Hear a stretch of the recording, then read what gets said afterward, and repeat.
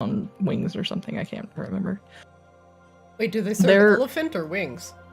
It's like it's hard. It's like if Whole Foods was a small restaurant / like mini grocery store / like we make large portions of like homemade meals for you to just take. Oh. And they make this breakfast scramble that is like, God, I was just talking to Devo about this the other day. Dude, I miss it. The scrambles, like my go-to is usually like a scramble. It's got feta. I love feta cheese, or like goat cheese, and then like basil. Don't have to do like a lot of.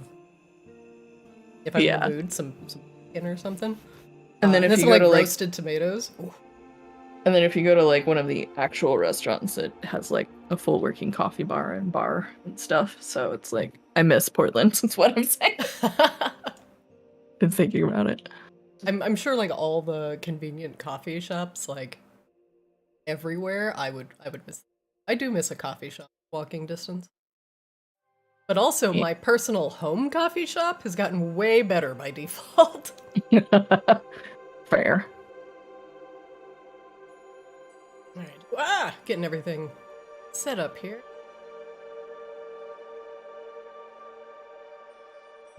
How's everybody doing this week? Rebelli, you're good for tomorrow? Yes. Yes. Excellent. Assuming traffic isn't the worst, but just let me know. I'm super flexible. If you run into trouble real quick. Yeah, if you run into any sort of trouble or if traffic's running late, just ping me and we can totally reschedule. I don't mind at all. Yeah. How is new work, Kozlo? Having a good time? It's great. Good. I like my job a lot. Yay. Awesome. I didn't know if you said new work or Newark, like Newark, New Jersey. Newark. I thought you were going to say nude work. Josh, how's your nude work? Hey, whoever pays the bills, right? That OnlyFans money. Kozlo's OnlyFans. Oh God. If he had an OnlyFans, that's what it would be. It's not the only thing that's exploding around here. No. Oh my.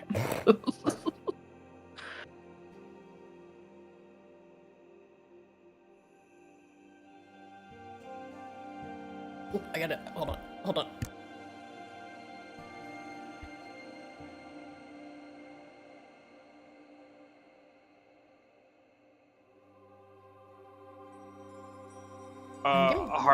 Be right back. A couple minutes.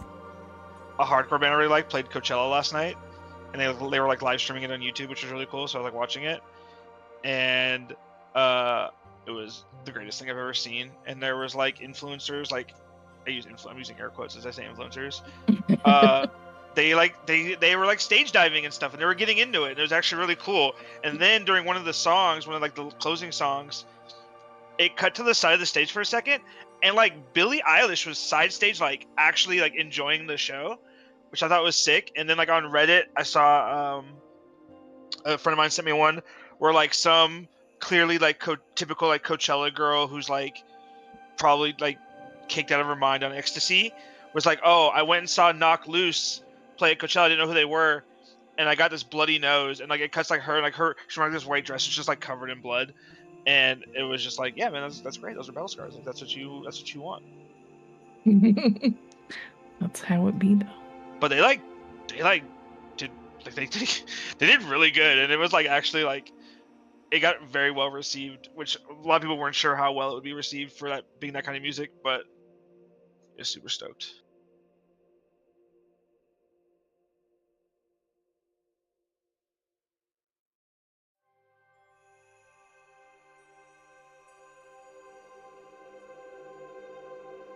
And then for Drew, yeah, like the Golden Knights intro is like, especially this every season they do like different intros. This season is very like D&D themed. Like it's very like medieval times meets like more modern stuff and like, you know, fantasy and stuff. It's like you'd probably like it. I know you just don't care about the actual hockey part. Hockey's one of the few like American sports I like can get down to, but I haven't followed it in forever because I don't really give a shit about LA sports teams. But like the Blues won the Stanley Cup finally a couple years ago, so you know we celebrate that. They did win, yeah. Or #1 Blues fan John Hamm. oh shit, he is a Blues fan, isn't he? That's I what vaguely it was. recall that now, yeah. Now those goobers like got to the playoffs every fucking year and like could never close the goddamn deal. Oh my god, my guts have been rumbling this whole week, and I am just super over. I'm glad the temperature's warmer though. Yeah. It was so nice to work today, like where I was like not wearing a jacket and pants, I'm just wearing shorts and a fucking shirt. Just like, oh, this is great. Dude, it's been giga nice. We got some furniture, like outdoor furniture we're building outside, and so got through like 4 of the 9 pieces that we're building. It's coming along. Is it like the nice like wicker furniture for like outdoors? Yeah. Oh, I want it so bad. It's just so expensive. Dude, we found a super like inexpensive set. It's like a 9-piece set, and it was like 1.2k. The other set we were looking at was like 5k. And we were like, that's a huge price difference. I just spent 20 grand on solar, so. Congrats. How do you like it? It hasn't turned on yet. We were waiting for the final approval from NV Energy. Oh, but you're getting that sweet tax credit, right? I mean, I'll get it next tax season, but yeah. Yeah. That's awesome. I like, for us, am still super on the fence about solar, not because of like anything weird, just because we don't use a lot of energy. Like, our energy bill's really low. We'll see this summer. I mean, we've been here for a summer, and like I guess our house is just really well insulated. I guess we don't use a ton of energy, so we can't really justify the cost of solar yet. Our neighbors have solar, and their fucking roof tiles are all messed up. There's like one of the tiles fell off, and there's a big hole in their roof, and I don't think it was right by their solar panel, and I don't think they saw it. But we have like a sun window that kind of looks out to their roof. So we were just walking downstairs, and we looked out, and we saw like one of the tiles was just like clearly hanging off the roof, like. So we went over to the neighbors. I did a lot of research, and we ended up going with the company that works out of Costco. Yeah. So like they put up, like when they put up the panels, they put up like they put up pigeon wiring, and then they also like insure your roof. So like if anything does happen to your roof, it'll get fixed. Mm-hmm. Yeah, you gotta have that, because you don't know like what the status of your roof is gonna be after they get done fixing it. I would probably suggest getting it inspected afterwards, honestly. But yeah, I've had nothing but great experiences with the company I used. Our neighbors have solar because they have a pool, so their energy bills are higher. They told us the cost of heating the pool with electric, and we were like, no, we will skip the pool. But they were like, oh yeah, it's our electric for our pool was like $400 a week. And I'm like, what? A week? The rates have been going up a Fuck lot. are they running? I mean, they have a big pool with like a hot tub. I guess it was just heating it through the winter. Well, right, like they would have, even with an electric heater, they would have had to be literally heating it like the whole fucking pool. Well, now with the solar, they don't have to spend all that money. But yeah, we had a lovely conversation with our about solar, and they convinced us to actually install the soft water filter that we have in our house, and like no regrets. We love it. It's been You so definitely good. you need soft water softener in Vegas. Oh, yeah. 100%. Like, I could not fathom how mineralized our water was when we got here, and just all the calcium that was being left on everything. And I'm like, this is gonna ruin all of my plumbing. And then we got the soft water. So anyway, TLDR. You want soft skin? Get soft water. Change Rain's avatar.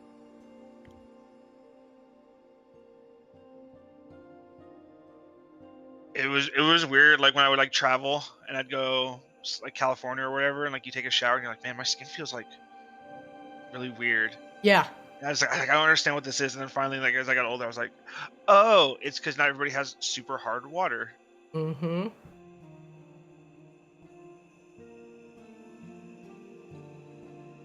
Can I get you all to cast some cantrips and My game is paused. go nuts? I'm populating the combat log. Good. 4. Good. Excellent. Okay, enough! Enough, stop! So couple Could you all cast some, which implies that we all each cast 2. So That's good. That was a fair quantity of cantrips.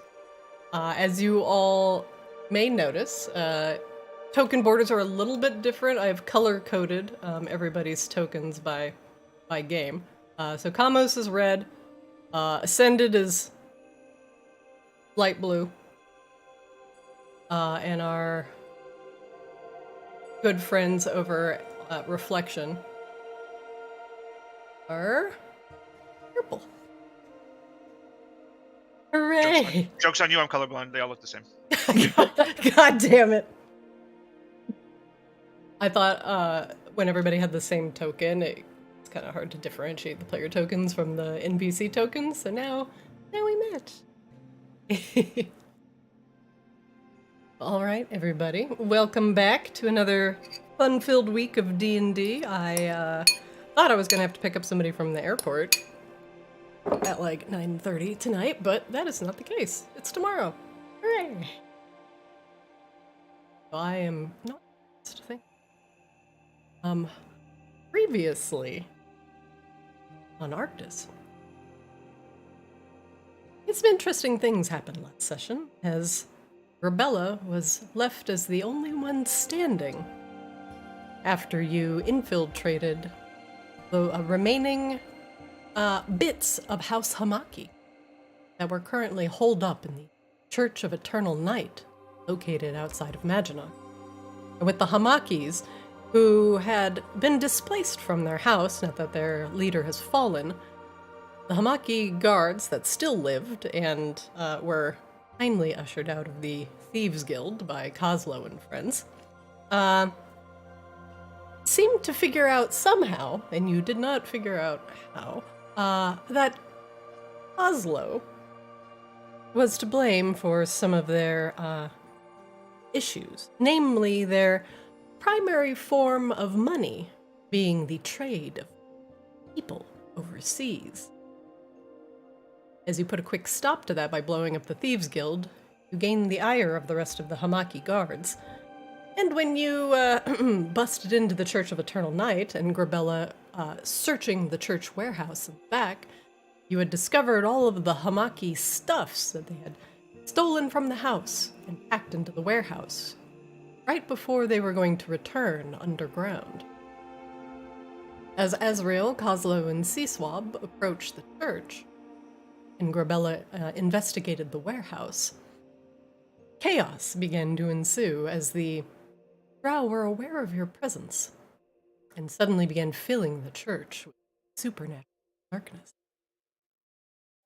And as the battle continued to unfold, and Grabella showing up and helping to save the day, she looked down at the bodies of her fallen companions, namely Seaswab, who had taken multiple stab wounds and probably has brain damage. Yeah, pretty much. Oh yeah, I heard that part, by the way. Thanks. I mean, she's... You I am got playing. up and then went down again. You're never Simple, gonna keep simple me up. sea swab, like Simple Jack. Yep, simple Seaswab. Grabella, excuse me. Shortly after the chaos began to die down, Grabella went about healing her allies, giving Seaswab, Kozlo, and Azrael some healing potions to get them back on their feet. And Azrael's clever phase spiders had brought back the unconscious form of Sunny, your Minotaur guard at Kozlo's den. Sunny was overjoyed to see you all, but still kind of out of it from the drow's poison, and the mysterious gaping hole in the church still remained.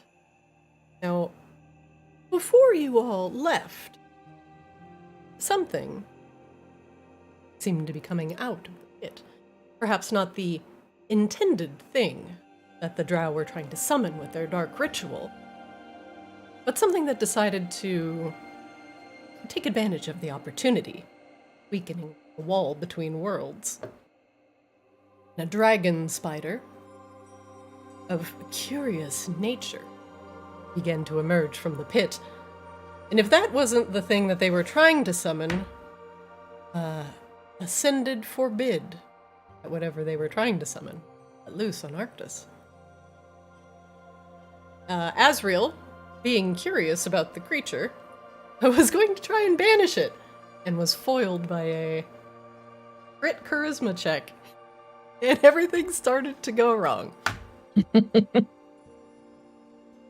Soon enough, our heroes escaped the church and quickly made their way back to Maginot, shutting the dragon spider inside the church, locking it tight.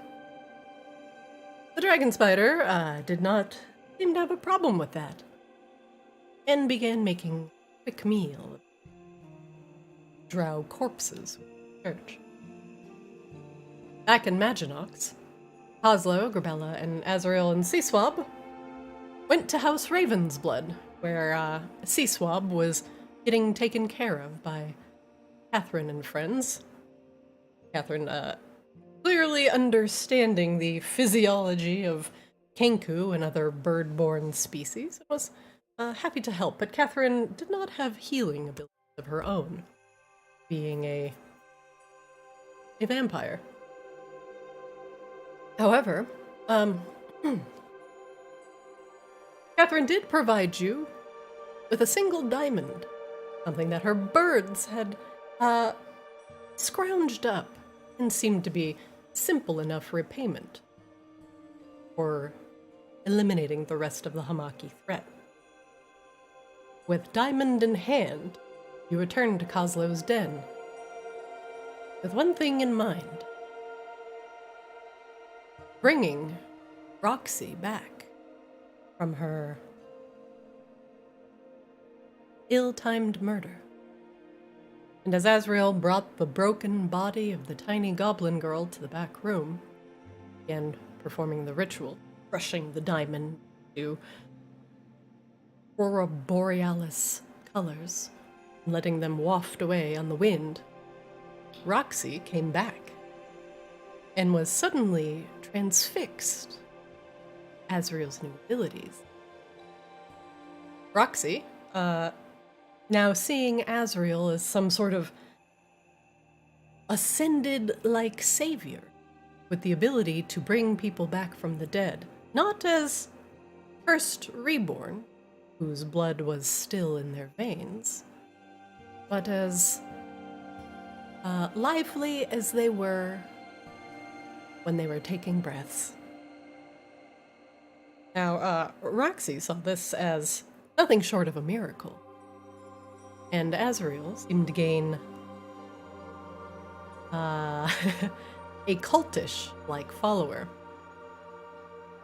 Now, Roxy seems determined to open a church in Azrael's and bring the word of true resurrection back to Arctis, but has been cautioned against spreading this word by the party, knowing that it would bring additional tension between, you all and the Umbrallans, the reborn spirits of Arctis, who were not so lucky to come back with body intact. And the secrets of true and real resurrection still seem to be a mystery. But Azrael had done it somehow, being touched by many souls, multiple souls, or just, stolen souls. Case now, maybe. Whatever is the origin of Azrael's strange powers has yet to be uncovered. But it doesn't matter to Roxy. Now, we will return to Kozlo's Den. A couple things.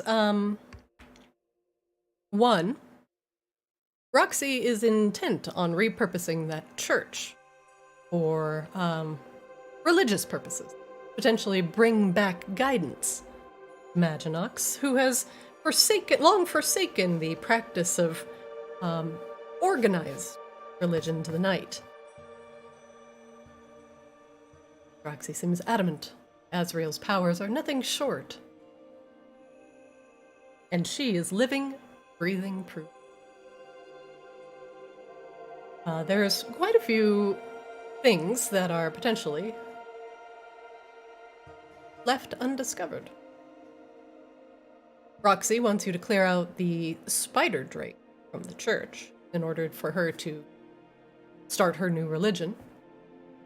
Rebella still needs to get back in touch with Charlindra.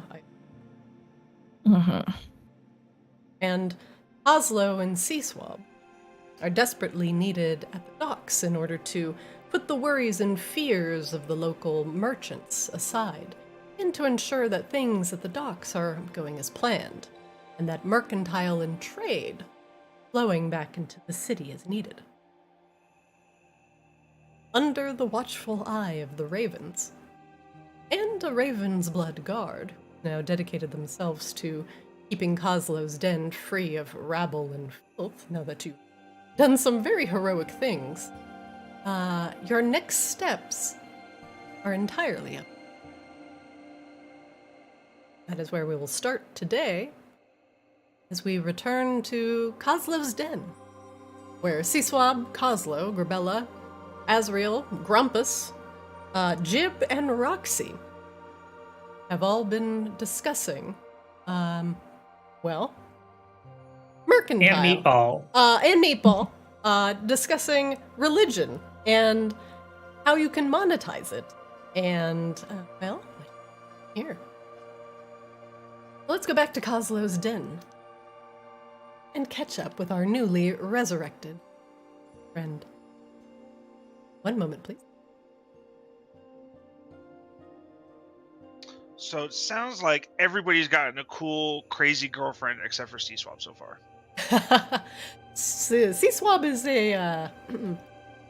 still a fresh character, so. Yeah, Tugum had his crazy girlfriend right before he left, so let's Seaswab just catching up. His time will come. You're a dragon lady. Well, they were not going steady, okay? That was a one-time fling.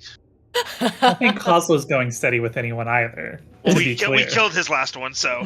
That is true. You guys did murder the hell out of Vera, but she was a little crazy from all the earth elemental psychedelic dust floating in the air, so not sure if that was justified looking back on it, but you know what, we're just...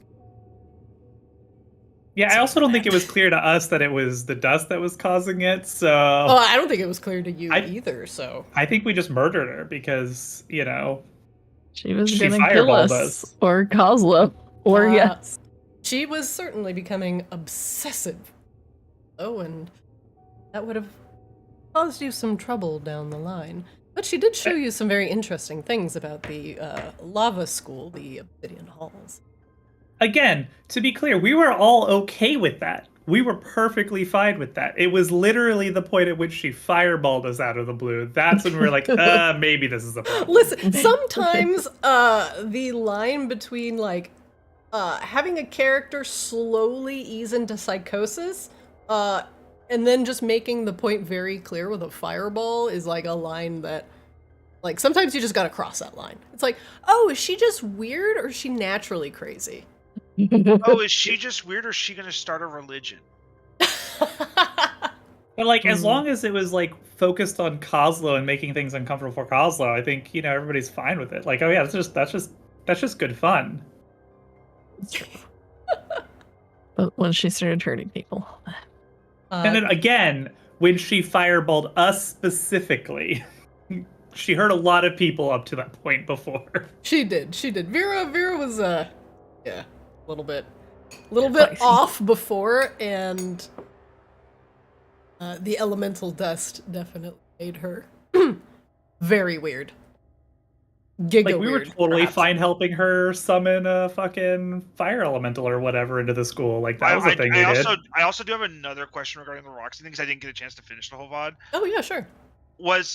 And I feel like there is a definitive difference here, but was it bordering on like her being like, I want this religion in Azrael's name, and like Azrael is the leader, or was it more like Roxy wants to be the head of the cult that just so happens to like worship Azrael? Roxy is the head of the cult. Okay, all right, cool. Yeah, Azrael Which is as good. a We don't have deity- time to run everything, you know? Exactly. As a deity, Azrael just needs to exist. Roxy, however, gets to write all the good stuff surrounding the new religion. Yeah, we bequeath that responsibility real quick. Until we get to take our favorite parts out and call it the Kaamos version. Yeah. So let us begin, as you all have discussed potentially cleaning out the church for Roxy, so she can start her new religion, which doesn't even have a name yet. Roxy has taken the time to go around the bar and find a couple pieces of paper and scribble out her new Azrael doctrine. She wanders about, muttering names under her breath, trying to get a feel for something that would sound good, something reverent, something worthy of Azrael's name. The rest of you can decide what you would like to do. Grumpus is just looking at Roxy with some amount of concern, as he doesn't quite understand her newfound zealotry, while Jib seems to kind of get it.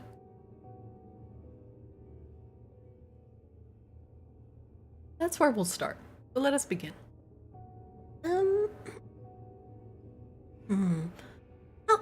How does this sound? Do you want, oh, Azrael's Avengers.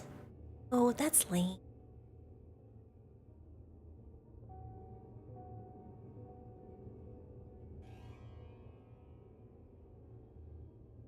What do you think, Meatball?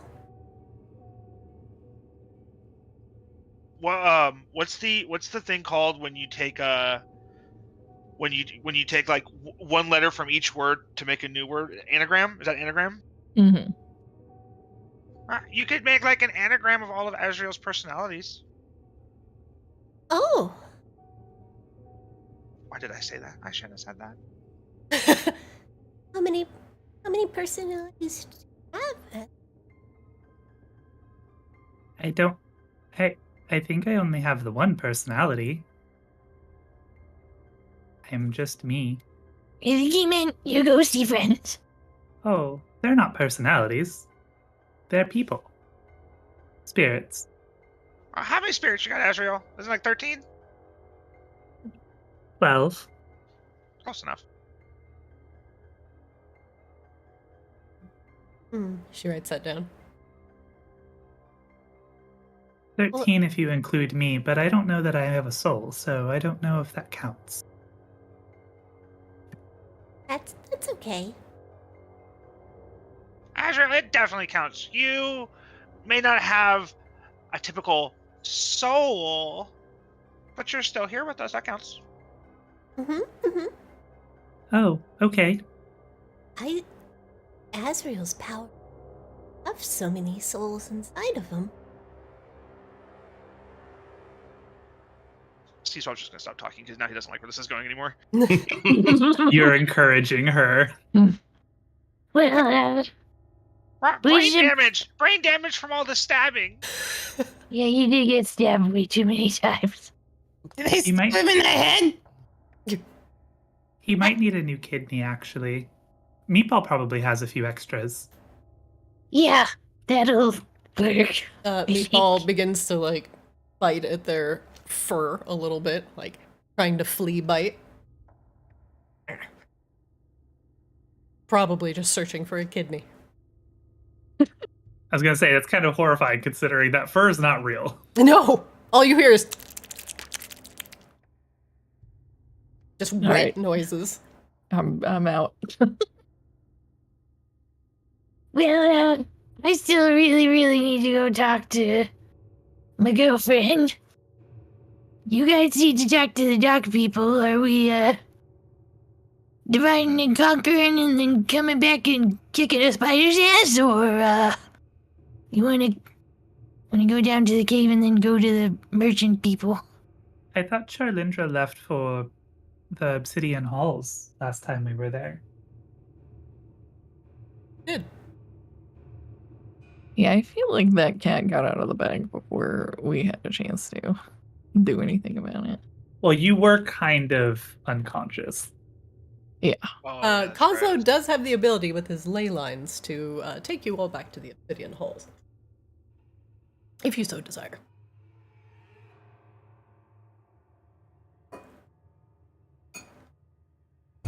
That is entirely up to you. You can prioritize what you would like to take care of first. However, the order in which you do things will matter here. And the other things that you let go untended for too long may prove their situations to get worsen. That's why I feel like we gotta divide and conquer on this. What do you guys think? Didn't work out too well last time, but I'm down for anything. I feel like the Obsidian Hall stuff is super important. That What's could going lead on to in the like Obsidian Hall? Yeah. if I they don't find really out that remember. their leader is dead. Oh, I don't think that's important at all. Like, not even a little bit. That is not what we've been told. Out of sight, Adam, I mean, if that is your opinion on it, out of sight, out of mind, then yeah, that's totally fine. I mean, is it not a Azrael's problem we can buy our way out of if we go to the docks and make lots of money? No. Azrael's Political- opinion on the Obsidian Halls is like they're already fucked. It doesn't matter. Like, they're just, all the earth elementals are evil. The fire elementals may also be evil. It's already ruined. It's fine. We don't Cecil care never about went to the anybody down Obsidian there. Hall, so he doesn't know anything about it, so he doesn't care. Oh, I yeah, am that's going true. to let me put it this way. Garbella is going to the Obsidian Halls next. There you go. It's whether you guys want to come with or go deal with the other stuff. Well, I'm that is her. definitely. I don't think I'm useful with merchants. So if you guys want to do like split up, do two and two, I That can go is- with Garbella. My current thought process. 'Cause Yeah, we can do that. So we're dividing based off of height now. No I don't- skills. How tall is Sea Swab? He's like barely 5 feet. Okay, yeah, Azrael's probably a little bit taller than him. Probably not much taller though. So we send the accountant and the, I don't know, goblin to the docks, and we send the dead ones to the place where they hate Reborn. Perfect. The dead ones. The place where they hate Reborn. I love it. Well, Kinda you're true, also but- you're also the like soon to be appointed goblin representative to the House of Representatives for this place. So Yeah. True. We'll go do politics while you guys go. Do politics. I was gonna say, this seems like our tell brains and Cylindra not brains to and tell bronze them about split, the but- thing and then leave. Yeah. House's Probably got a too. brain. You know what I'm saying? Like, if I go with Kozlo, it's sort of like the quote unquote brains and bronze split. Like, you guys Oh. are gonna go smash things in the face, and we're gonna go politic our Well, way out. Azrael's actually pretty smart. I but- understand that. Yeah, No, yeah, I but, feel like like- we're going to be doing politicking on both ends, but Azrael I mean, also won't stop Garbella from smashing things. Like, that's also not a thing that's gonna happen. true. It is very hard to stop that once it has started. And by that I mean Grabella. Yeah. Also, assuming Azrael has any interest in stopping it. I also, like, C-Swab also technically has no knowledge of, like, the politics of the Obsidian Halls and, like, what's actually going on, so it'd be better served if him and Kozlo went to the docks anyway. Yeah. I mean, I like the 2-2 split idea. It's fine with me. Yeah, sure. All right. I just feel like we've left the Obsidian Halls thing going for too long without Is this anyone like a checking blood on it. Is this like so- a blood hag thing where it's sort of like, it's It's there, gonna but get bad if we leave it alone, I feel like. Just I a feel like feeling. it was already bad if it was going to get bad, but we might be able to make it marginally better. Yes. Just trying to manage expectations. Yeah. So do I have Let's- anything I can give you to help you out? Is the question. Let me see here. I don't think I do. I don't think so. I think we're just kinda shaking hands and doing the thing. Shake hands and kiss babies. Who are we even going to talk to? Who's even in charge down there?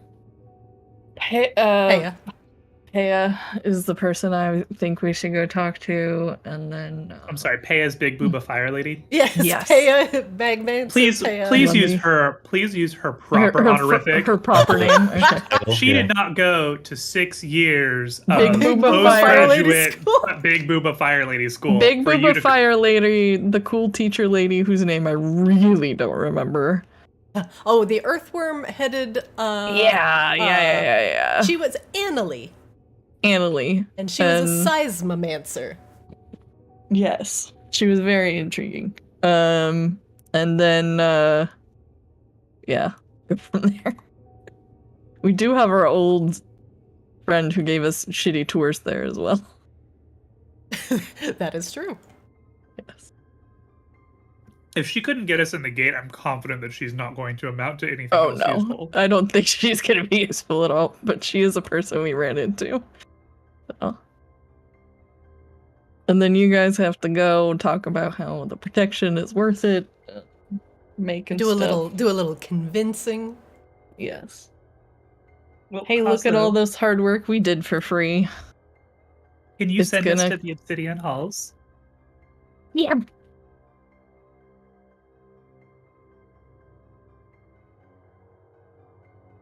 Is Kazo muted? What? Can you send us Presto Bubo to the place? Oh, the thing! Yeah, I can do that. Yeah.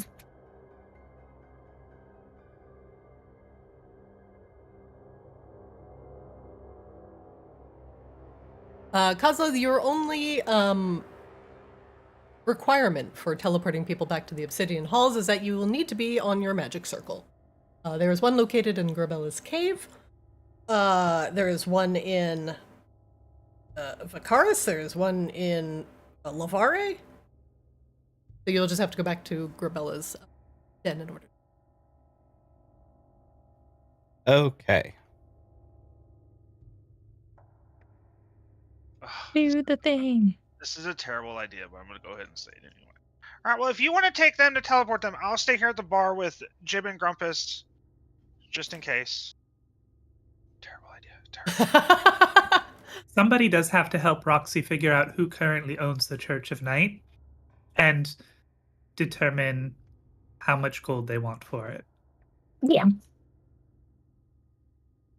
If anybody does, perhaps we can buy it from, I don't know, the state or something for really cheap, since it's distressed property. Yeah, political unrest.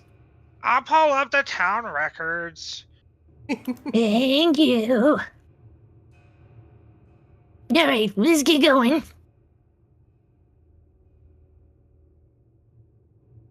I am assuming you will all return to Grabella's den. The people that will be returning to Grabella's den, please go to your exit now. I have to go, but Yeah, because you are the teleporter. yeah. Your Uber is here. Oh, We'll rate 5 stars, promise.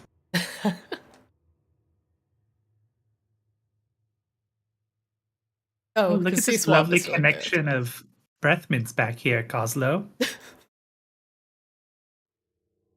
All right. Who is going back to the Obsidian Halls? So if we don't need to wander around, if we're sending them straight to the Obsidian Halls and just saying that Kozlo is going to go whack the stick on the floor and then come back, then basically, if we're not transitioning to the Grabella's layer map, then Kozlo should stay here. Okay. He'll come right back. Yeah, I will just put whoever is going to the Obsidian Halls to the Obsidian Halls. I think that's just Grabella and Ezreal then. Very good. One moment, please. Position you.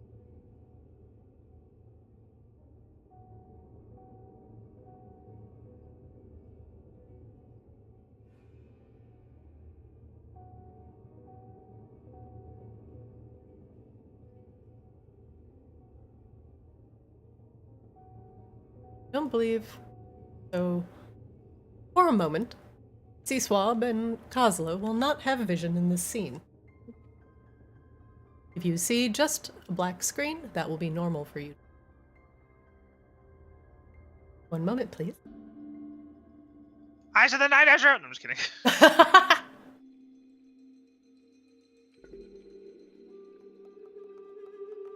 The uncomfortable lurching feeling that you get when Kozlo slams you through the ley line back into the carefully crafted halls of Obsidian Halls.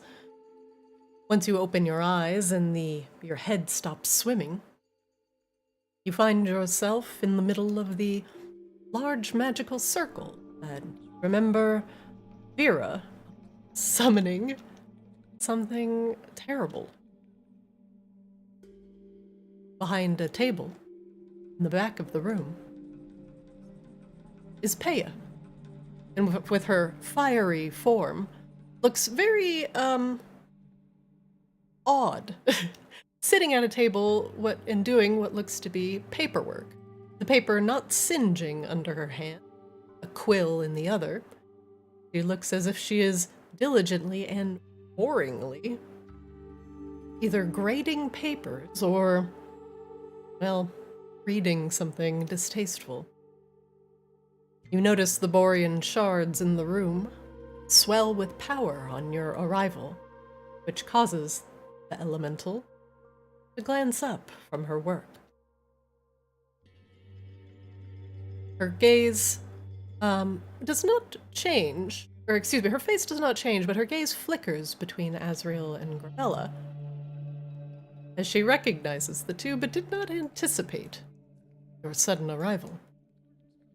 And with a trained and teacher-like patience, she places the quill back on her desk and folds her hands in front of her. One moment, please.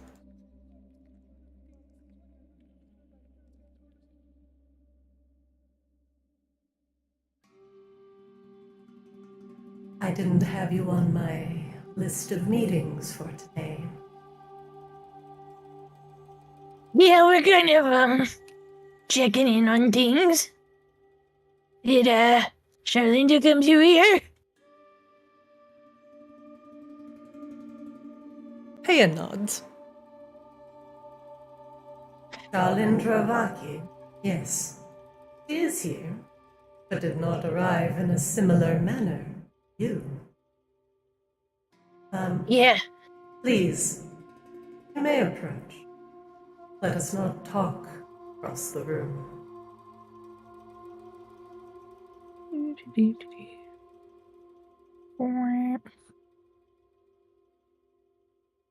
Yeah, we're, things. It is good to see you both hale and whole, and thank you once again for what you've done for the Obsidian Halls. The students have been recovering nicely. They have been very exhausted mentally lately, and have gone to pursue recreational interests while they recover. You may notice slightly less students in our halls, but do not be alarmed. This is good. Have you actually spoken to Charlindra yet? I suspect not, since you seem so calm. We have spoken only briefly. About you, mostly, Grabella. Charlindra is quite impressed with your bravery and skill. It is refreshing to hear her talk about something with such passion. Oh, yeah. She's very smart and very good at it. I don't know, I feel like she could do anything if she just had the resources, you know? Charlindra is known to indulge in her vices to an extent, but the extreme nature of the Baki souls tends to fluctuate wildly. It is not a slow and constant emotional burn. She puts a hand kind of like on her chest between her booba. Booba. Like the element. She smiles. How have things been with them, the elementals?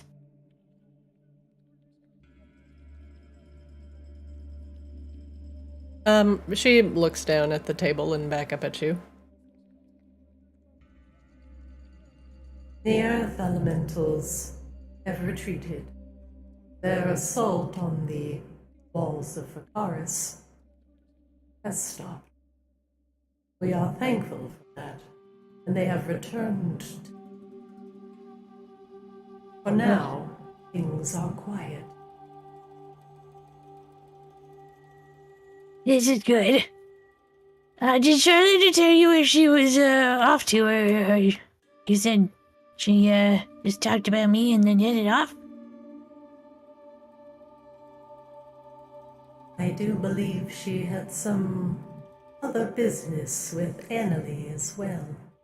She may be in her office. Yes.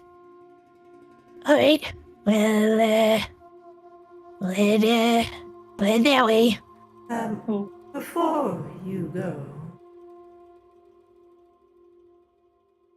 Yeah. She like puts her paperwork aside, like it puts her hands on the table and leans forward just a little bit. You notice that Peya is a very large elemental woman. And just the table underneath her kind of creaks as she leans forward. The weight of lava and rock just that makes up her body, causing the table to groan a little bit under the stress. And she gives you a very, very serious look.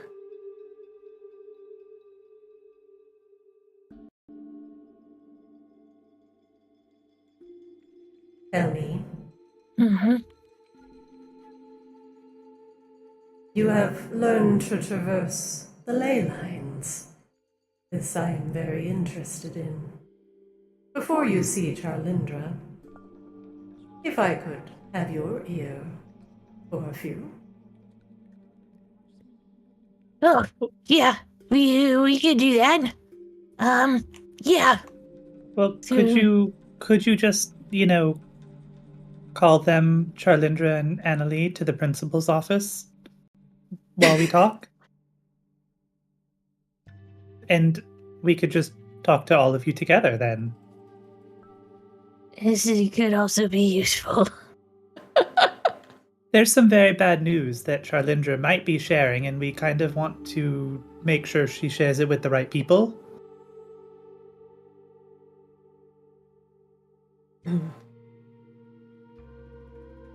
See, and this is no casual. I shall summon them. Unfortunately. I shall summon them post haste. And then while we wait, you can ask us whatever questions you like. Peya points at a piece of paper and tosses it in the air, lighting it aflame, and it turns into an elemental of fire. Who bows at Peya as she summons it. Bring me Annalie and Charlindra Vaki. The elemental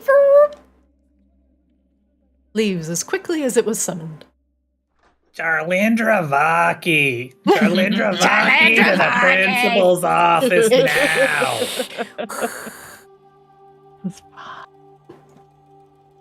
One moment.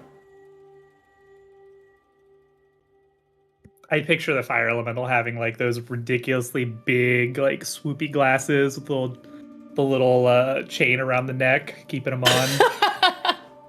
He's a hall monitor. He's got a whistle around his neck. He blows it and it just makes the sound of a bonfire. Just crackle. Get over there. All right, let me get Annalie.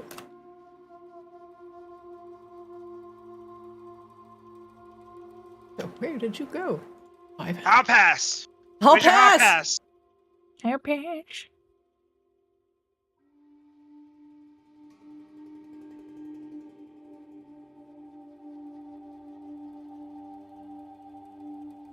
While the fire elemental is going to fetch the two, what do you both do? Well, Paya wanted to ask some questions. She gives you an opportunity to ask something before she begins the inquiry. I think my main, like, how are the elementals was kind of the big thing. That is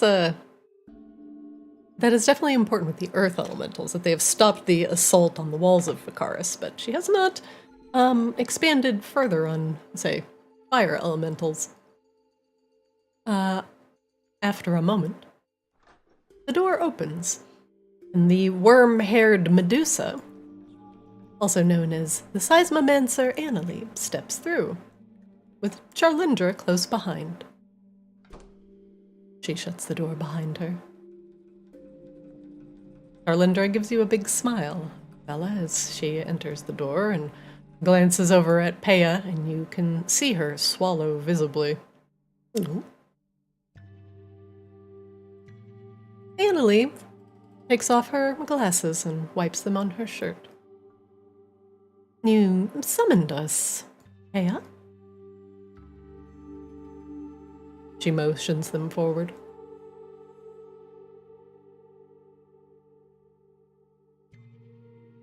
Our friends from Maginox have decided to pay us a visit under the ley lines. They have some information to share, I hear, that involves you, Charlindra. Charlindra just walks up behind Grabella. Well, it doesn't involve Charlindra necessarily. Charlindra was just previously the messenger, and we acquired some additional context that maybe we should bring ourselves. Charlindra tugs on your elbow, Grabella, and whispers in your ear. Mhm. I didn't know how to broach it to her. I got nervous, and everything seems to be fine. So maybe we don't need to do anything after all. Glad here, so yeah, this is good. All right. She pats her on the head. Grabella, make me an insight check. Oh dear.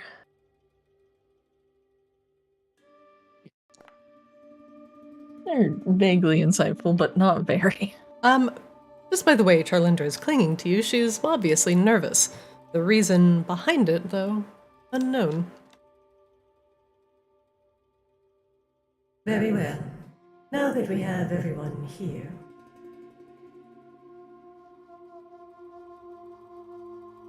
Charlindra steps forward. Oh, Charlindra doesn't have a nameplate. Hold on. Boop. There. She changes her mind and steps back behind Grabella.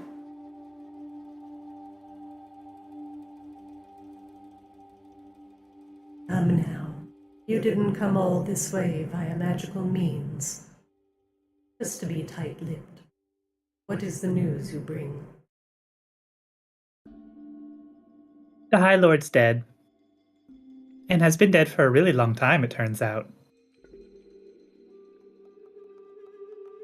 Expand on we've- this. We we took care of the problem that was driving at least the Earth Elementals mad through a series of events that... Oh god, you do not want to know the long of it, but it involved a blood hag, and if you know what that is, well, I probably don't need to say much more. Only vague familiarity. Ones that potentially covet blood and use it for magical means. Yeah, and ripping off my face and animating it. And Gravella you put an end tips. to this blood hag, yes?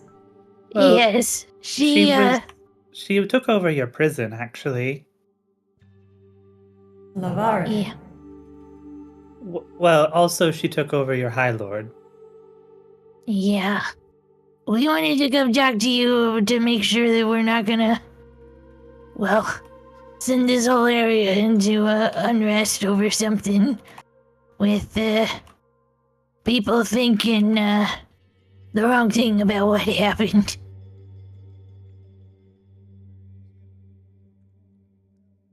This news is deeply troubling and will most certainly cause unrest within Vakaris. Now, the silence of the elementals is no longer a comfort, now a great concern. Yeah, that was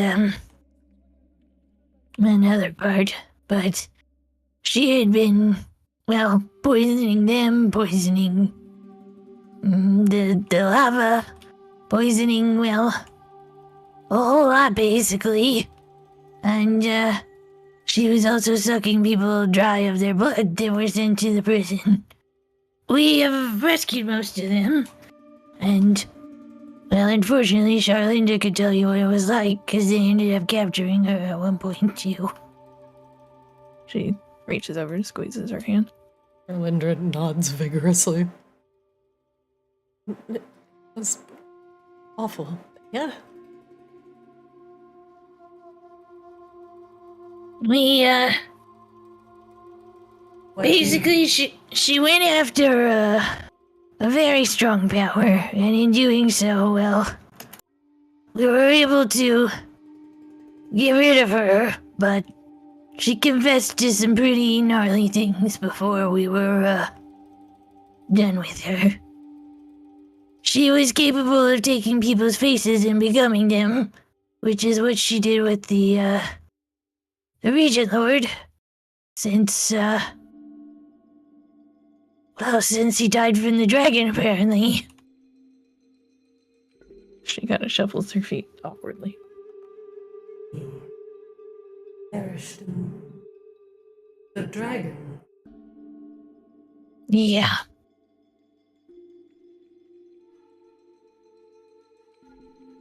She So did there- mention she had taken a lot of faces from the dragon attack, actually. But I think the Regent Lord was the only one she mentioned by name. Yeah. There might be some other people that are missing that are or were important. And, well, Paya and Annalie, we trust you two to know this place and know what is best to be delivered where and not. Whereas, well, as I said, the blame for this could get really messy if it's not explained properly. I agree. And your responsibility in bringing this news to me post haste is greatly appreciated. This news is dire indeed. For without a leader, Vakaris could soon fall into chaos. Well, and, it means a certain vault can't be opened anymore. Which is potentially good and bad. This is also true. Without a ruling living royal from the Vacaris line. The vault will now be sealed forever.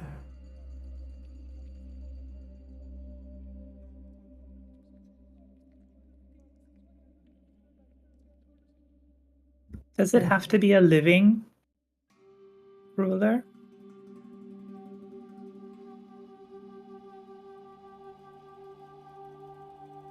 Peya gives you a look. I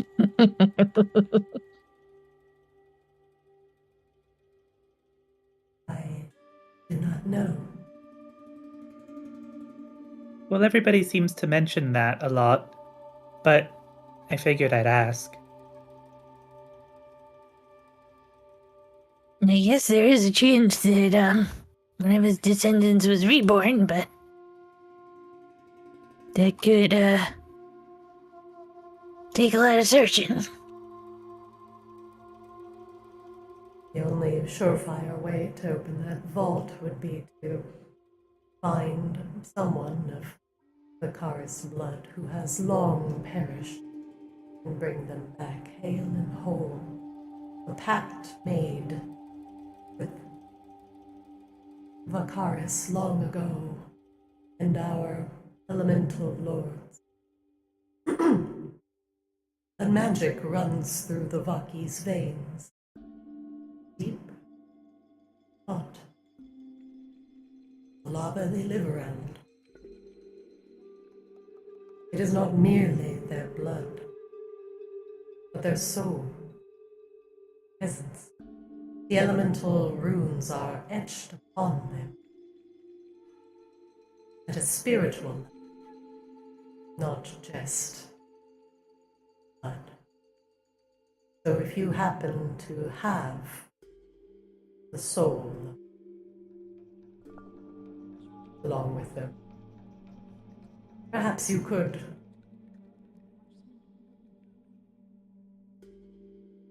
but you would have to wait until one is lucky enough to be reborn from the cycle. Yeah. Yeah, totally. Gravella kind of looks at Azrael like, yes, but please, shh. But you both, as reborn, could possibly wait that long. Perhaps we should make another appointment in 100 years or so. Anyone has come back, and then you can continue. Yes, crack the skull. What Yeah. about any illegitimate children?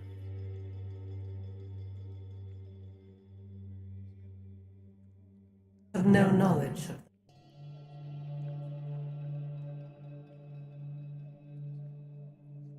Well, we just dealt with a lot of stuff up in our area, our neck of the woods. There was a lot of unrest when we got back up topside, I'll say. We kind of came, and well, I kind of came to make sure you guys aren't dealing with something similar because of all this. But it's kind of hard to imagine that they're not going to want someone or something to blame.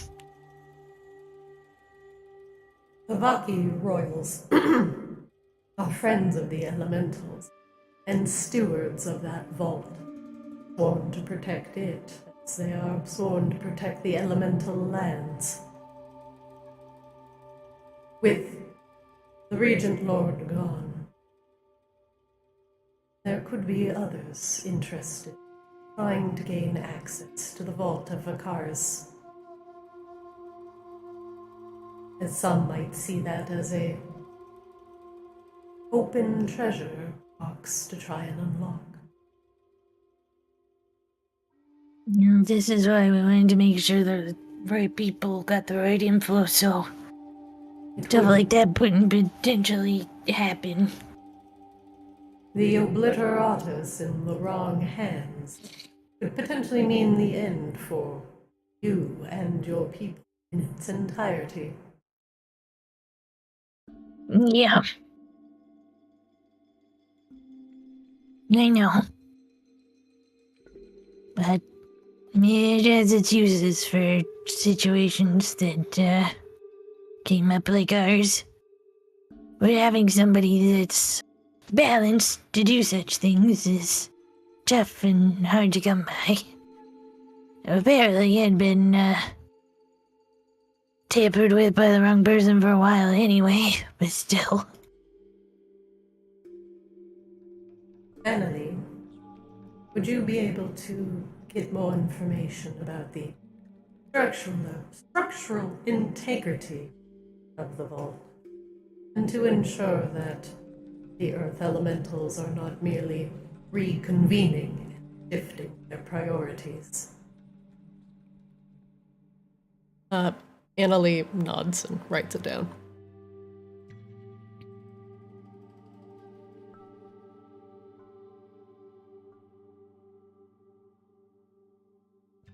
Carmela kind of twiddles her thumbs because she's not sure what to say or do now. Even in the silence, Peya is actually not sure what to do now. Annalie, actually, Azrael, make me a insight check, please.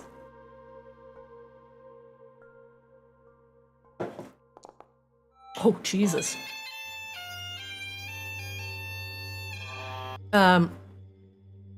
Annalie's worms are looking very, very limp and very sad. She writes with a trembling hand.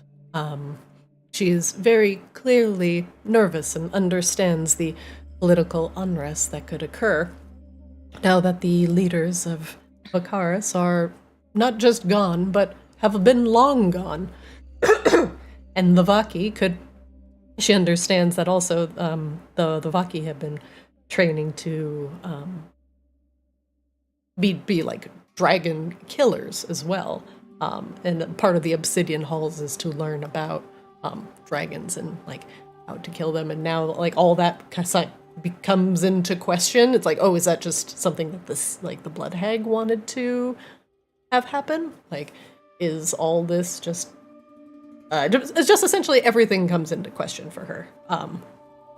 And it's not just that the Blood Hag was pretending to be the Regent Lord for a while, but he's been... she was the Regent Lord for, like, very important periods of Vacaris, like, time. So, this will essentially affect everybody. And Annalie understands the gravity of the situation. Oh, one other thing. I don't know who would be responsible for this, but I do think we met with the leadership or new leadership of Maginox, and they did say something about extending an olive branch to Vacaris, so have fun with that. Everybody's going through political unrest these days. Without a formal leader for Vacaris, no one can speak for the city. Myself here, Annalie and the other teachers, we are not leaders. We have no place in the politics of Vacaris outside of tending to our students and making sure they are safe. That is my priority. But Peya sits back down for a moment. Thinks. Cough, nominate Challenger.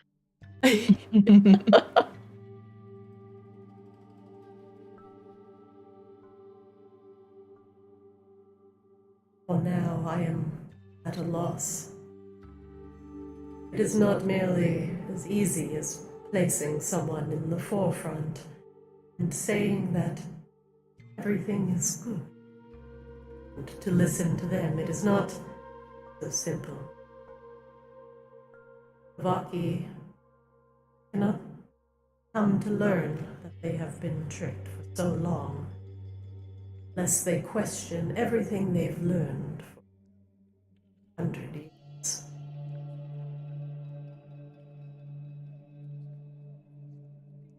Well, we figured you'd at least know the person that was best to talk to. Charlinda clears her throat from behind Grabella and kind of peeks out from around your shoulder. Raises a hand. What if we just did, like, voted somebody in? Paya just narrows her eyes at Charlindra. Not so simple. It is the knowledge that he is dead. Are you saying we craft some sort of lie to obfuscate the truth? Charlindra kind of gives the In this case, wouldn't just leaving out some information be better for all of Vakaris? Couldn't we just say he died? Like, battling the big the Vault Guardian, or I don't know. We can make a big celebration out of it. Yeah, He did almost die fighting the big lava salamander thing. Oh, speaking of which, that was actually the blood hag trying to pervert some protective spirit, she said. So you might want to check on that. Paya blinks. Yeah, Azrael she just shrugs in response. really messed up some stuff. I wish we had known about it sooner. What was the blood hag doing the Vault Guardian? Oh, I think she was trying to infect it with her oily sludge stuff. The stuff that she infected the earth elementals with, she was trying to get to work on the fire elementals too. And I think it kind of took a little bit. Paya just straight up stands up out of her chair, and the chair goes, like, flying backwards. Hits the wall with a crash and, like, breaks into 1,000 splinters.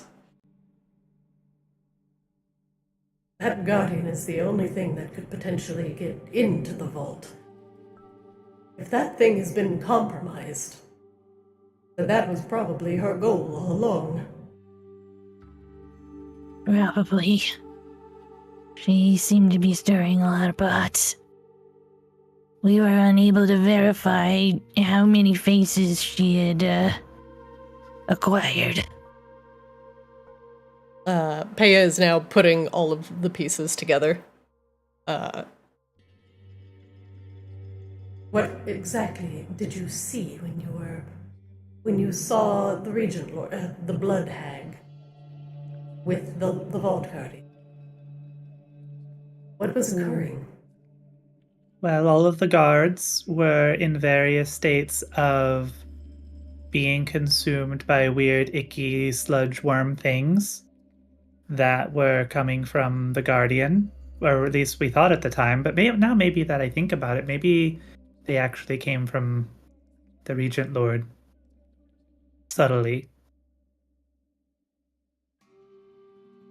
But it did have kind of a weird, possessed, crazy look to it.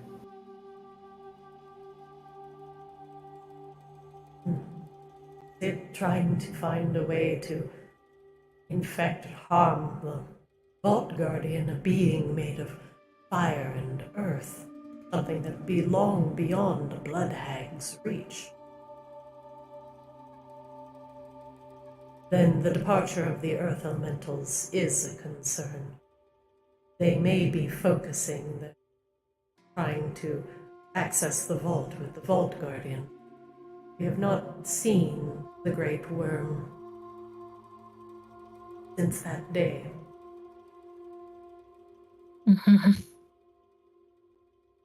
Oh man, if only there were some strapping young adventurer heroes or something around you could call on. If only.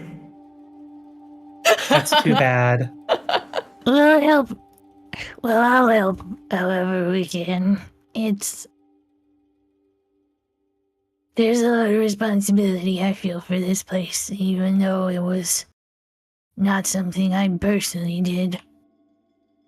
But I would just like to undo anything this blood hag did at the very least, as much as possible. Charlindra gives your arm like a very thankful squeeze, and you feel her forehead kind of press on the back of your head, just in relief.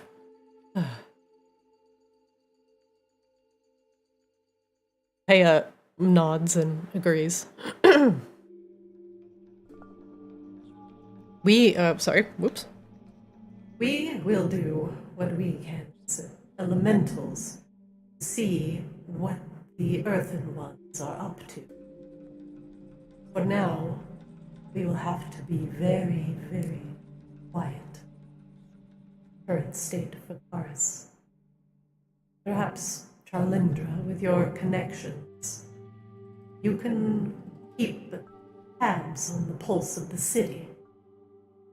And we can perhaps craft some proper messaging to give the Regent Lord a send-off. I hate to deceive the Vaki. I also do not want to cause panic or provide opportunity for looters to go poking around a potentially unsecure vault that harbors a very dangerous item.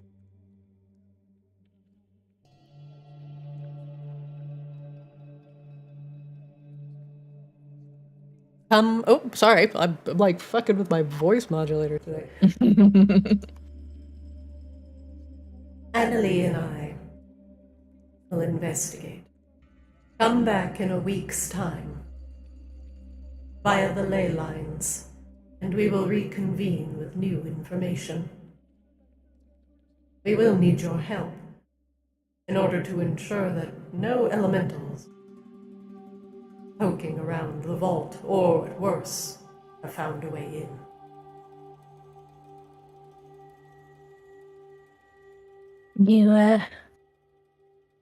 Yeah, we'll come back in a week, and, well, if you need anything sooner than that,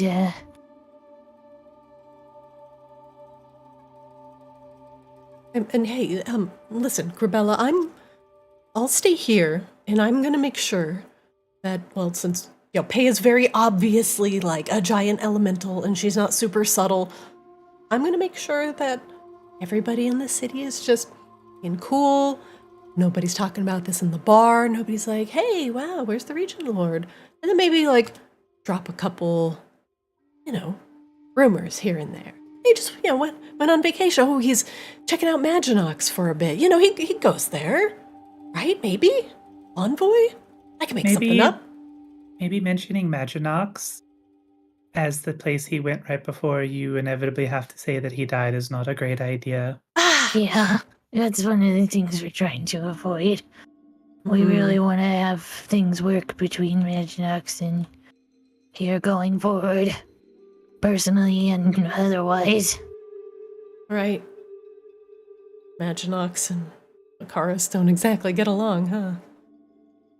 Yeah, and we'd like to work on fixing that. Alright. Okay. I'll just keep an ear out for now, but think you can live without me for a week? I guess. She blushes and shakes her head. You got important things to do here. If you need to send a message, there's a couple of places to send it. Annalie and Pea begin discussing some of the earth elementals that they are aware of, and how to best proceed, potentially approaching or watching their movements. Charlindra gives you a very large hug and kiss, and also puts something in your palm. Oh dear. Spoilers. I bet it's drugs. It's drugs. He gives you an eyebrow waggle. She shakes her head and takes it. Is this it? You don't want to check my... Never mind. She leaves. In a week. No longer. Slam. Yeah. I'm sure that won't go poorly somehow. With that settled, it seems like Peya and Annalie are going to devise some sort of plan to track the elementals that might be hovering around the vault. For now, they're going to keep everything about the Regent Lord quiet, to understandably not start a panic. And Charlendra will make sure that the rest of the city is not talking about the Regent Lord, and will visit some of the local places of gathering. Make sure that if the rumors start getting out of control, that she can let you all know, and Peya and Annalie could step in. It is a very precarious line that you are dancing right now. But this, for now, seems to be the best route. And Peya, understanding that the guardian of the vault, this giant lava worm, this huge... Oh God, it wasn't a salamander. Where is this monster? I'm like scrolling through my thing. I'm like, what the fuck was it called? But anyway, the massive lava worm, as it was compromised by the blood hag, hopefully it has not turned its attention to trying to find a way into the vault itself. With that, we will go to our other two players who have gone on another side trek. Seaswab and Kozlo. Where are you both off to first? Sorry, my internet messed up and I had to restart everything, and then I have to log back in. Oh, not a problem. I think the plan was the docks. Docks, yeah. Docks? Also, I just wanted to say, Christina, while everything was happening and you guys were figuring out what to do, in my mind I was just make up a lie about how he died and just put somebody new in there. Just make something up. It's a great idea. It's gonna work for sure. And then he started saying it. I was like, she's a mind reader. She's psychic. No. I was like, give him a heroic death. Make up a lie. Feed the people BS. They won't know. And then you started going with that, and I was like, she's reading my mind right now. No, detect thoughts. Detect thoughts. You did. You detected my thoughts exactly. I was like, 100% do that. Motherfucker. I'm in, but I'm black. I don't know if you've given us vision yet. Not yet. 1 second, I'll put you guys at the docks. 1 moment, please.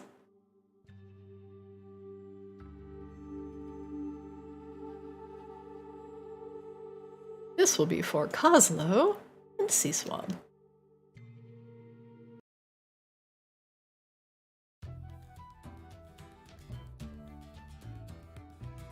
As you return to the docks of Maginox, things seem to be in a much better state.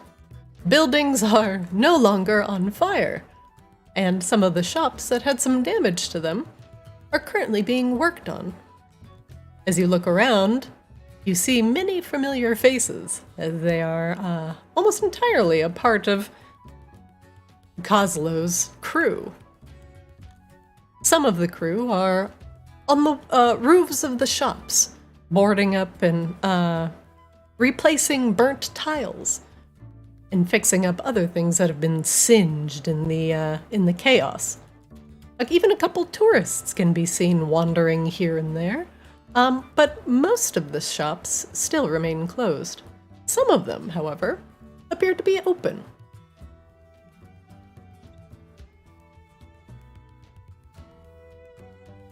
Some pleasant music wafts through the area, as someone might be playing a violin closer to the docks.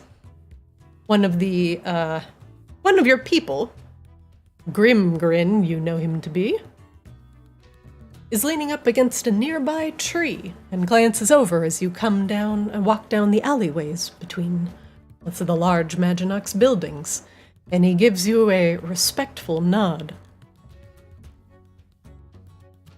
I give him the nod back. Boss? Other boss? How you doing? How you doing? He spreads his arms wide, which is not very wide. He is a dwarf, and he is a small man. Well, as you can see, we're trying to get things back to normal. We've replaced a lot of the burnt tiles on the buildings, and some of the merchants have been coming out, and they're like, oh, hey, yeah, you guys are doing good work. And we're like, yep, we're good workers. We work for Coslow Greenfinger. That's right. So, actually, we're kind of spreading the word around pretty quickly. In fact, most of these merchants that we've done work for on their houses have come out and given us some sandwiches, some lemonade. Honestly, it's been pretty great. They've been really thankful. I'm sure many of them will be pretty friendly and happy to see you, Coslow. It's never gonna go well, but can I insight check or something to see if he's lying? Oh, of course. Go ahead. Go nuts. Yeah. I believe everything this man has to say. He's like, In my best Shang Tsung voice, it has begun. The Lord side rolls.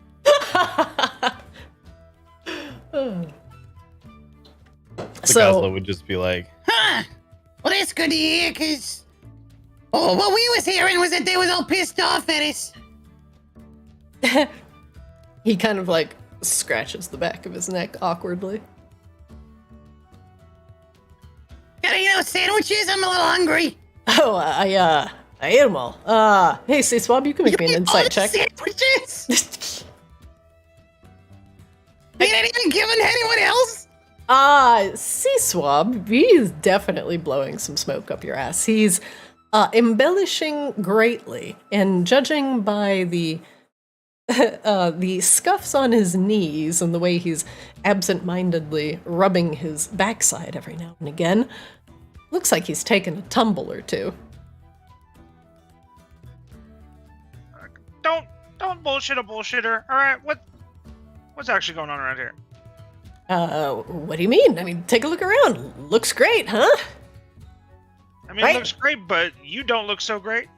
Oh, it's nothing. Like a couple bangs and bruises. Yeah, I don't even want workers' comp. Well, that's good, because you sure as hell not getting it. Oh, damn.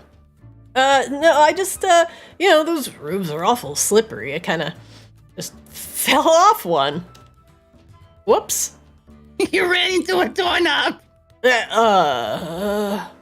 He rubs his backside again. Sea Swab. C-Swab is definitely like on the opposite end of the spectrum of like, well, you should definitely be safe about it and like, don't be reckless. So, all right, I mean, listen, the workman's comp thing, you're a little bit right, but I also don't want you getting hurt, period. Yeah, I'll just be more careful, next time. Sorry, boss. Do you need anything? He looks around. I ate all the sandwiches. No, I'm good. Did you share the sandwiches? No. In fact, I ate all of them. I stole them all. I'm sorry, I was really hungry. You pay. Sorry, boss. But they were ham. It was my favorite. Well, you're not us you need to apologize to. Coslow like looks up at him really closely, like super suspicious. He's like licking his lips nervously. Hey, Your boss. favorite is ham? Nobody's favorite is ham! You're breaking him, People like Coslow. ham for sure, but nobody says that's their favorite. Okay. Their favorite dessert is bread. Okay. okay. The merchants were really annoyed that we were like hopping up on down on their roofs and like, you know, trying to fix things, but none of us are carpenters, so we were just kind of like nailing planks of wood to the roofs and trying to fix it. Like, yeah, we might have put out a couple fires and stuff, but we were like hammering on their roof, and we didn't really ask permission, so they came out with like broomsticks and like, you know, some of them had the really pokey things that have 3 prongs, and they stuck me in the ass with one, and I fell off the roof, and then I went over to a different roof because I thought he was not going to do it. All right. He will continue and literally not stop. Kozlo like seems genuinely surprised because he really was just pushing him on his favorite being ham. You broke him, Kozlo. This level of spilling the beans. C-swab is like the equivalent of however a kangaroo could like push the fingers into like the bridge of his eyes, like in thinking disappointment, you know, where you're just like. And like, yeah, when I like fell off the roof, I was totally like, Kozlo's gonna kill me if I. Just squawk super loud in his face. Oh. All right, listen. Did you just say squawk? I'm gonna. All right, listen to me. Okay. From now on. What? From now on. Huh? You're going to knock on the door first, or walk into the store first, and introduce yourselves and say that on behalf of Kozlo's Den, you're here to repair damage. Okay?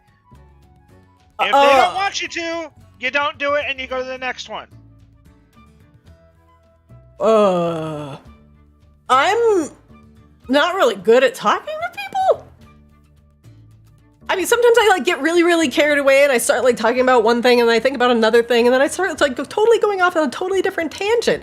And I could like sit and talk about that same damn thing forever. And I love like just going up on the roof and like taking the little plank of wood and like putting it on the roof and like hammering away. Like that's how roofs are made, right? I'm like learning on the job. They can't really fault me. He will literally continue like this for like 20 minutes. I'm just staring at Kozlo of like, how do you want to continue this? Like, there's 2 options here. So, you have run into one of your minions who clearly has some of the lowest charisma out of the bunch. And all the spaghetti is falling out of his pockets.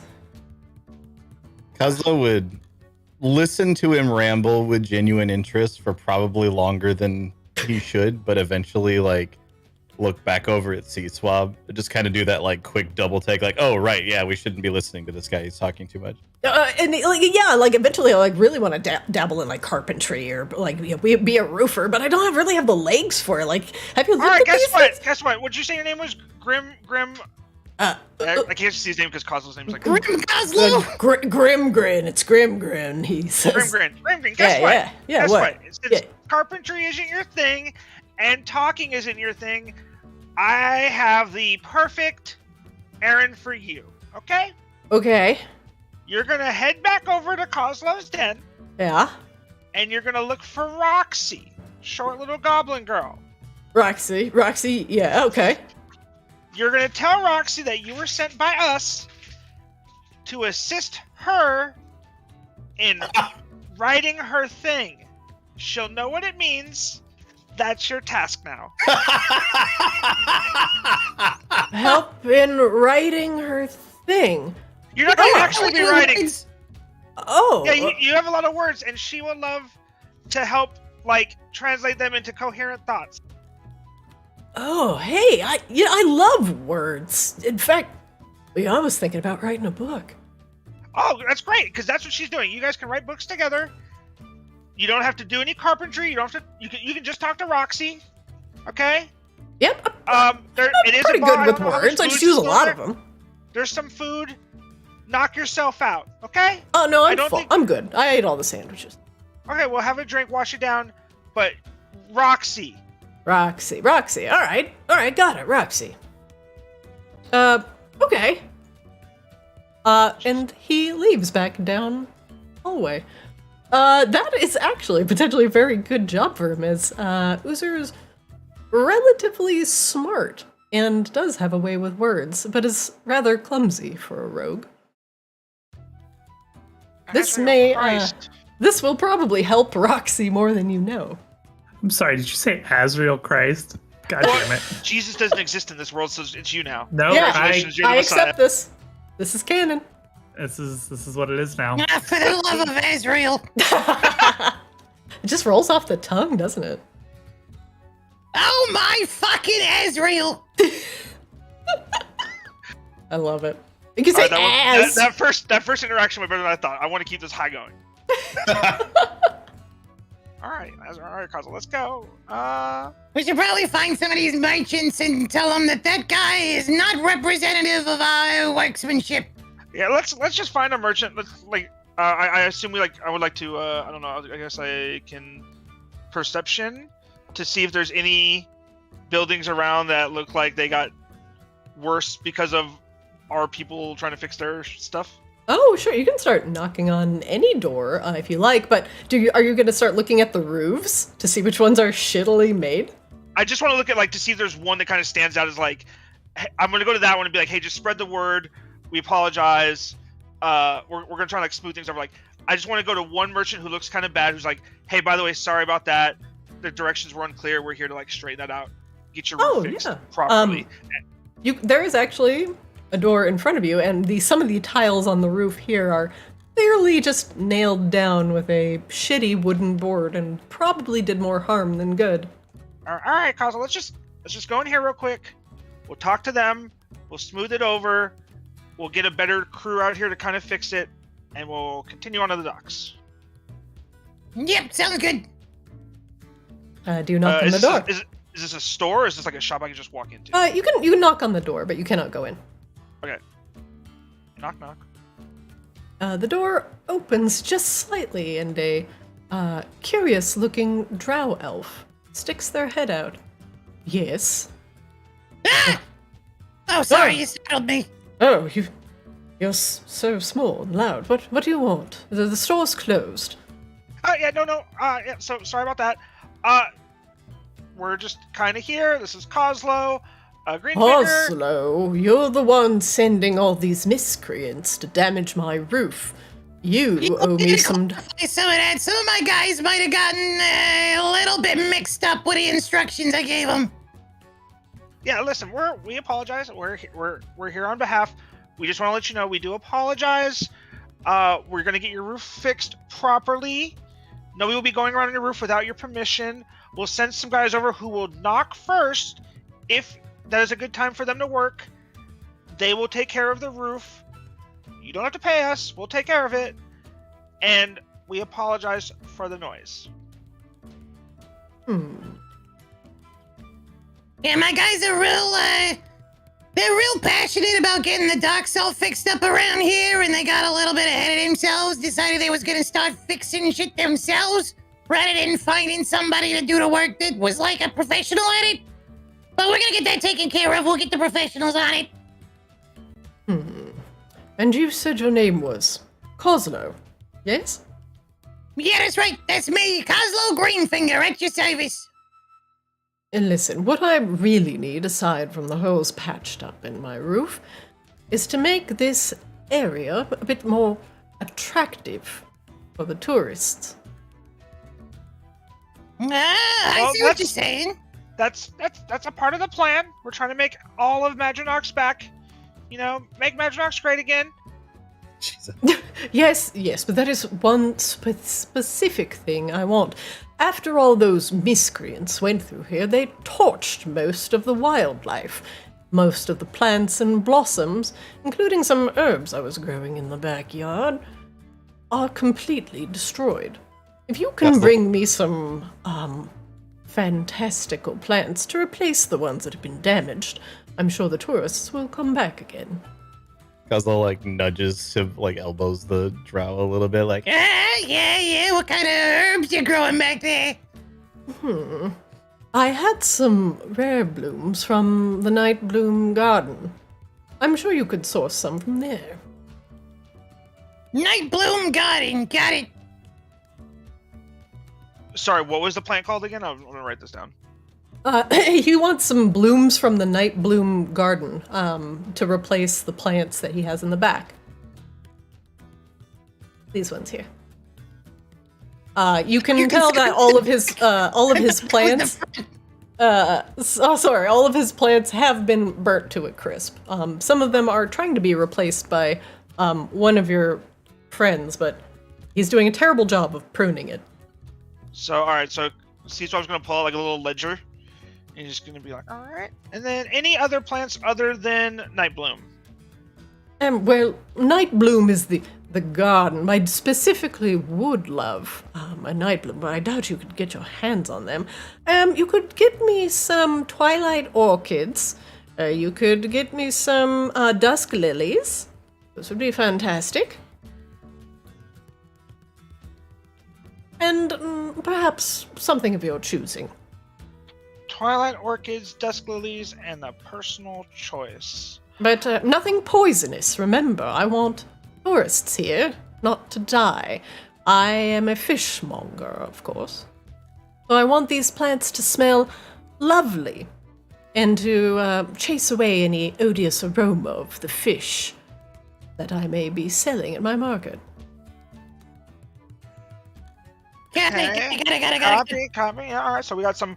So all right, we got Nightbloom. Some Nightbloom. Shouldn't be too hard to get some of that.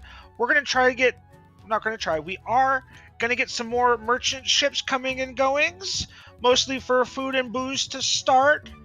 But once we get everything else going, definitely get some herbs and some flowers. Okay. And what did you say your name was again? Sorry. My name is Lorix. 2 L's, X at the end. All right, Lorax speaks for the trees. Got it. Lorix. Is it LLARAXX? I put it on screen for you. Oh, okay. Yes, Fishmonger Lorix. At your service. All right, my fishy friend, we're gonna get you taken care of. Well, I like your business acumen, Coslow. Seaswap just sort of stares at him like, "Am I chopped liver to you?" Oh. He just gives him the look of like he like puts his ledger down and looks up like. I mean, Coslow's doing the talking and you're doing the writing, so you're clearly the assistant. I mean, I was the one that introduced it. Coslow's just the loud one, which is fine. That's Coslow's rolling thing. Well, get me those fantastical smelling flowers to cover up the pungent smell of my local catch, and we will be very happy, and I'm sure my neighbors will as well. All right, do me a favor, Lyrax. Lyrics? Sorry. Go ahead and spread the word around here. We'll be getting some new teams in here to properly fix stuff. If people have specific items that are within reason to be replaced or fixed, get a list going. I'll send somebody over here to pick it up, and we'll work on it. Just start with my plans. We'll go from there. This is a community, Lyrax. You know what? You're absolutely right. Our goal is the same as yours. Get more tourists coming in here. Get more buyers coming in here for your fish and all that. Because the better this place is doing, the better all of us is. This is true, and I do want any wayward ships to get out of my catching holes. They've been most annoying. Catching holes. Got it. But I don't expect for you to suddenly find a ship and go doing a bit of piracy. Although Well, it's been great talking to you. Seaswap's eyes narrow and it's just like, I detest piracy. Well, I also detest piracy. They get in the way of my fishing nets and significantly lower my profits, not to mention disturbing the fish and, causing a general ruckus. And I don't feel like doing that, so we're not gonna do it. I'd keep it in mind, perhaps for a rainy day. There's always something on the high seas to potentially do. Good day. Hey, we're a legitimate business around here. Any piracy we'll be doing, we're gonna keep everything below board, above board. So privateers is what I'm saying. Understood. Well then, good day, and I hope to see some fragrant flowers in my garden soon. She sort of like he shuts the slams door. his ledger shut and just like turns around like in disgust, like annoyed.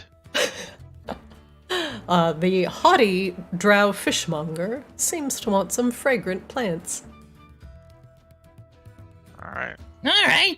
And not to mention down. is a fixed roof. So Caesar was definitely like, all right. He like wrote down like what they wanted. He'll try to keep like a running tally going. All right, let's. I imagine that there's some sort of like. I mean, I know this is supposed to be like our job, but like somebody somewhere has been probably keeping track of like any comings and goings of the few like ships that have shown up. Yeah, there are. You can talk to one of your people to find out more information. Alrighty. Alright, let's now see who's been coming and going, what they've got.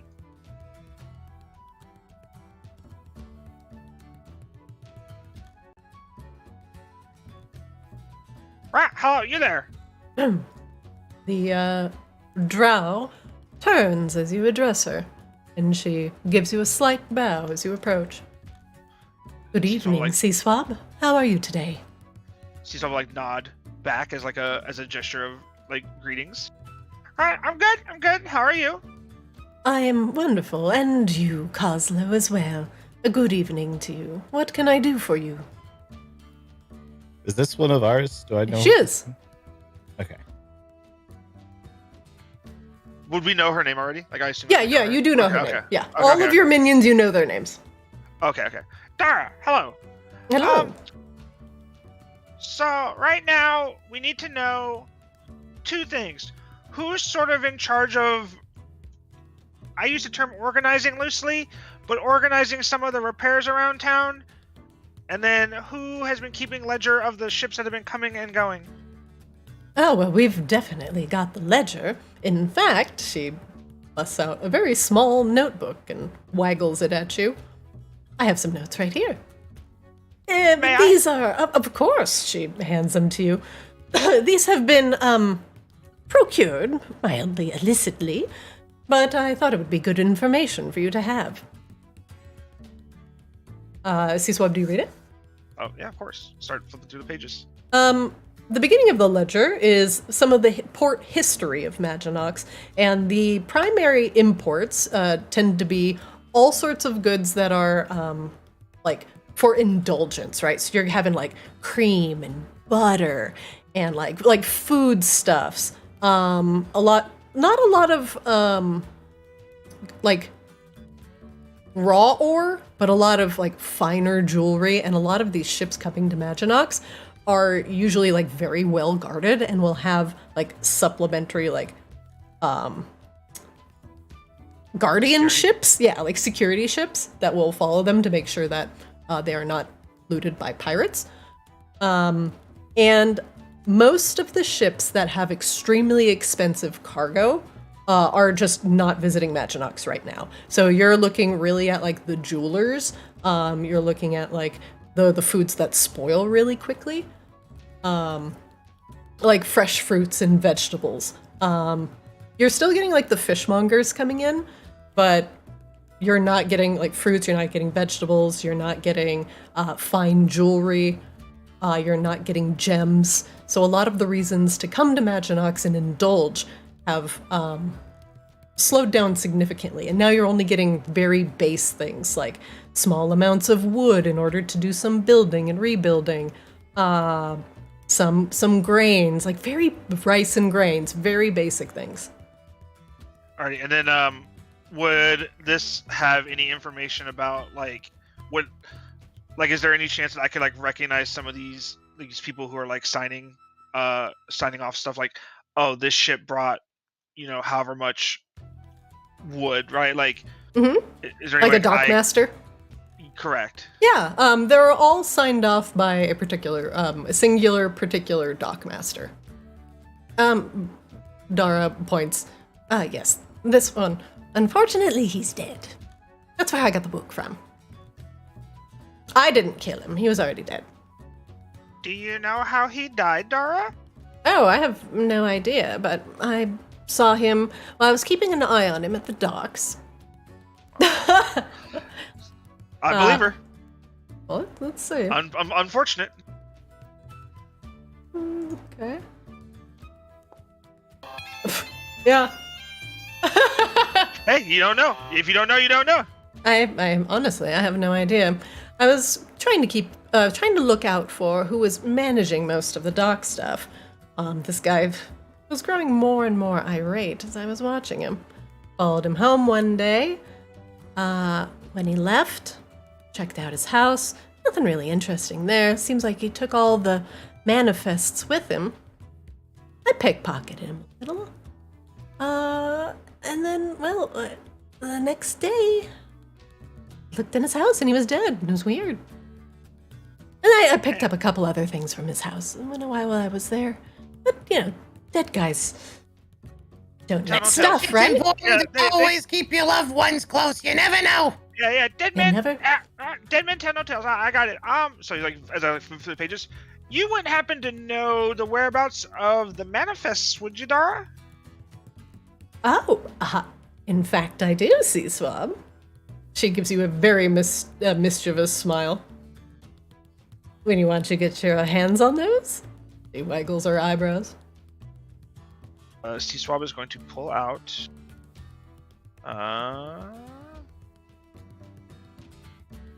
He's gonna pull out a couple things of gold and kind of hold his kind of palm out, like, all right, Dara, how much do you want for that? Tourist is like shoving into Kozlo. Go away. It's gonna imagine Alex. Whoa, hey, whoa. Meanwhile, as the deal is going down. Oh, I know you pay me what I'm worth, of course, C-Swab. She gives you a smirk.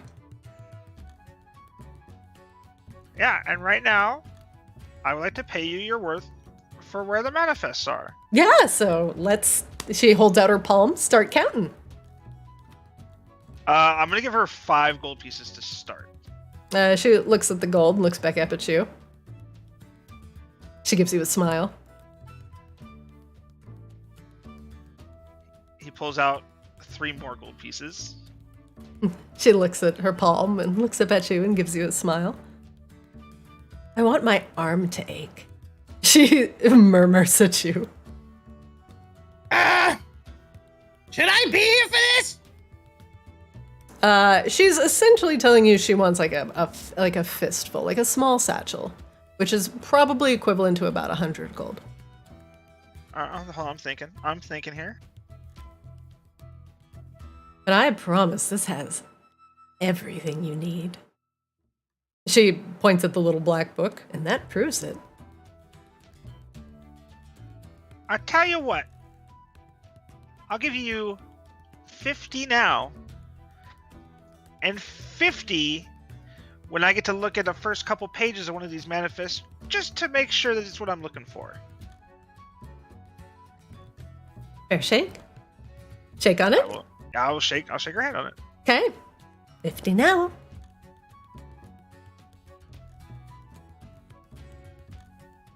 Well, lead the way. Oh, no, I'll be right back. She steps into one of the trees and steps into the shadows, and disappears. You can hear her laughing, getting slowly more quiet. Fucking drow. Is this C-Swab's weird girlfriend? Does C-Swab have a weird girlfriend now? He approached her, I don't know. I approached her and I paid for her. I don't think that makes her my girlfriend. Sus. It is Maginox. Nah. You guys don't understand. She really loves me. After a moment, she reappears from the shadows. I hope you didn't wait too long. Here you are, boss. Couple pages of manifests. So C-Swab holds his hands out and takes the manifest that she gives him, and he looks up at her, He looks down at the manifest and he just like rolls his eyes and shakes his head like, all right, let me have a look here. She just laces her fingers behind her back and like rocks them back and forth on her toes. So I'm gonna flip through the first like couple pages and I'm seeing stuff that's like clearly like this is described. everything you need. This is where it's coming from, names, what's on the boat, in what quantities, where it's going and who it's going to. Well, Dara, I got some good news and I have some better news. What's that? Good news is, here's the 50 gold. Thank you. This is what I needed. Thank you. The better news is you just got promoted. That's even better news. What's my title, boss? Congratulations, you're the new dockmaster. Ugh. Don't know about the last one. Ugh. Can we talk about that? What's there to talk about? I am not really a managerial type. I'm more of a... You're a go-getter, Dara. Like clearly now, like the tide in the conversation has shifted, and Cecil's kind of like rocking back and forth in a little giddy way. Like, you're a go-getter, Dara. Go-getter. I went and got your manifests that I knew you needed. I am not really interested in organizing them. The taking them was the fun part. The organizing them is the boring part. I'm sure, but just pawn it off on that idiot over there, Dogreg. Ah, but therein lies the problem. As you just described him, he's an idiot, and I don't need idiots. Ugh. So he's only got one eye, and I'm pretty sure you need 2 eyes to spell ship. There's no eyes in ship. Oh God, it got worse. Oh my God, he is an idiot. Dockmaster, I already hate it. I don't like responsibility. I'm going to be terrible at it. All right, well, all right, well, hey, guess what? Consider me a job listing board, because I have plenty of work that needs to be done. What do you know about the Church of Eternal Night? Her eyebrows shoot up. That old thing. Abandoned for years. Maginox decided it really didn't need religion, and I mean, you're here for a couple nights of wild fun, and you're not gonna sit and worship, are you? No. So, Well, Dara, if you rickety want old to be abandoned Dockmaster, building. you need to be more up to date with what the happenings are in Maginox. The Church of Eternal Night is starting up again, and boy, What? do we need organizers. We? What is this we thing? You're alright, starting up the Church of Eternal Night. Is that what I'm getting? It's not really me, but kind of involved. What's your hook? Why? You're a... People spend a lot of money on religion. Oh, fair Wait. point. Is this the drow that Azrael also revivified that Kozlo murdered? It might be. It might be. I don't remember murdering a drow. Tuga murdered a drow. Oh, sorry. Tuga maybe murdered them. Azrael brought back a drow who was real fucking sassy and talked back a lot. It might be the same, actually. Kozlo was about to murder the drow, but Tugam beat him to it, and then Kozlo decided to be all upset about it. And then Tugam got banished because he was the only one who wasn't allowed to kill people. You just got to do it with the right pizzazz about it. Pizzazz, yeah. Pizzazz. Well, Dara, see, here's the thing, Dara. Like Kozlo said, religion makes money. Right, but it has to be an interesting religion. Like, come on, what's your hook? Come on, sell it to me. Do you remember dying to a half-orc bard? What? Can I, Are you making an can insight I check to see, like, Dara's reaction to that? Like, yeah. If I, okay, would that Go be ahead. insight? Yeah. Yeah, she does. Yeah, it is clear in her eye, like her eyes dilate, like her mouth goes slack. She loses her composure to you for the first time, as she's been very sassy and confident. What? Oh yeah. So there was you died, and now you're living again, right? And see, the crazy thing is the person that did that has done it again, and now they're sort of like a deity. We're working out the kinks and the details right now, but you know. Dara is literally stunned. Speechless, yeah, I know. So listen, Dara, got two options for you. You can be my new dockmaster, which you're already clearly good at, because you're a go-getter. Or... Do you want to expand on how you brought somebody else back from... Oh, not me! No, not me. That's not my wheelhouse, no. And we'll be honest, we've been a little bit generous with some of the details. Kozlo's totally bluffing. Oh, Then I'm sold. You've sold me. Congratulations. I didn't think you'd play dirty like that, but... Fine. She folds her hands. She doesn't know how to, react. She just folds her hands across her chest very defensively. Sold you in which direction? Well, see... Which way are the docks? C-Swab kind of puts an arm around Dara, guides her, like this way, towards, out this way, towards the docks. Mm-hmm. See, Dara, the thing is that you were given a second chance. And, okay. And consider this a extrapolation of that chance, and now all of this docks, for the most part, are under your domain. Yeah, you don't gotta do all the boring work yourself. You get other schmucks to do it for you. You know what? I'll be honest, I like doing the boring work. He really loves doing the boring shit. Like writing things and reading things and looking at the things he wrote and reading those. Listen, you're already a proven people person, all right? Look what you got out of me. Look what you got out of Kozlo. Look what you got out of life. Now all I need you to do is get ships in here and just let me know what's on them. C-Swab, roll me persuasion with advantage. Persuasion? All right, C-Swab. Yeah, that's a fair point. I was brought back for a reason, obviously, and it's clearly I'm more competent than most of these idiots around here. 1, I can read. 2, I can write. 3, I understand the power of utilizing a religion against someone. She grins at Kozlo.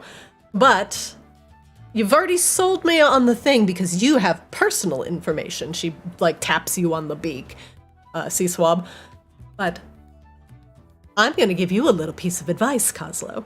You want your religion to take off? She, squats down and looks at you. Take it from a drow. You want your followers to follow something. Give them an idol. Something big and scary. Or something that strikes awe. But you're gonna have to figure out what your idol is. She stands back up. That's the advice I can give to you, Kozlo. What if we had, a series of tryouts to determine our Maginax idol? Oh, I don't mean that sort of idol. I mean something... They'll make it sing and dance and do shit? Think more like a statue. Like a representation of something. It'd be a person, a fearsome beast. It'd be anything you like. But it has to represent whatever you're trying to sell. And then you should wrap your words around your idol. Make it what you represent. That's all. She pockets the gold. Take it from one who's well versed in the manipulation of greater beings. And that's why you're gonna be a great dockmaster.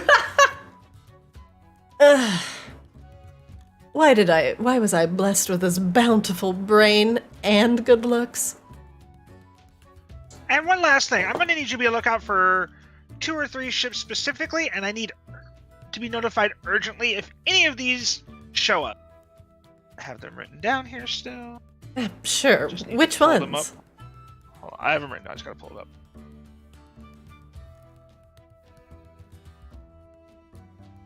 Alrighty, I'm looking for the Silent Arrow, the Blackened Barracuda, or the Wave Mother's Favor. Those are the 3 important ones right now.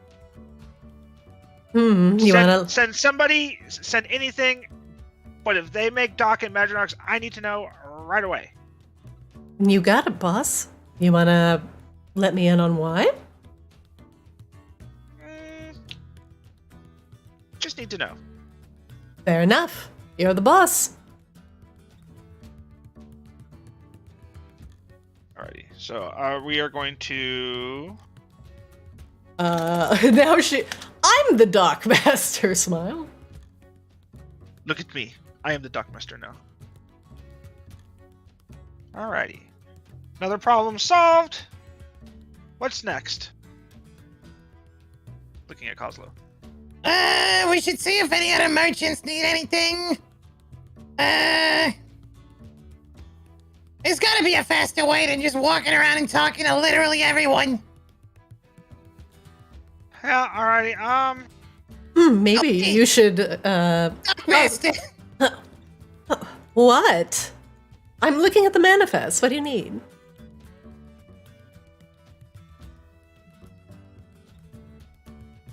Would you believe that I have just straight up forgotten what I was going to say? Yes. Mhm. I think you were yelling about there has to be a faster way to get word around aside from talking to all the merchants. Yeah, you got a list, or could you make a list of grievances that the merchants have, and we'll figure out how to take care of it? But no, I'm not going to do that. You have me dock mastering. I have to inventory everything that's coming in. I'm not going to be doing talking work. Well, okay, alright, no, hold on, no, Kozlo, she is right, If you want me to keep 100% track of all this shit coming in, I need to focus on that. Dara, like, he's always like lowering it, like raising and lowering his arms, like a calm down, like. Yes. Do you know anybody around here that you feel would be responsible enough to handle that role, though? She thinks. And not the guy with one eye who can't spell shit. Well, you've got a few prerequisites. One, they have to have bathed in the last 3 days, so that probably takes out half of them. Shit means I can't do it either. You Listen, we know that there's a little honor amongst thieves, okay? We're not idiots. Somebody here you're decently close with that's not dumb. Just give me a name.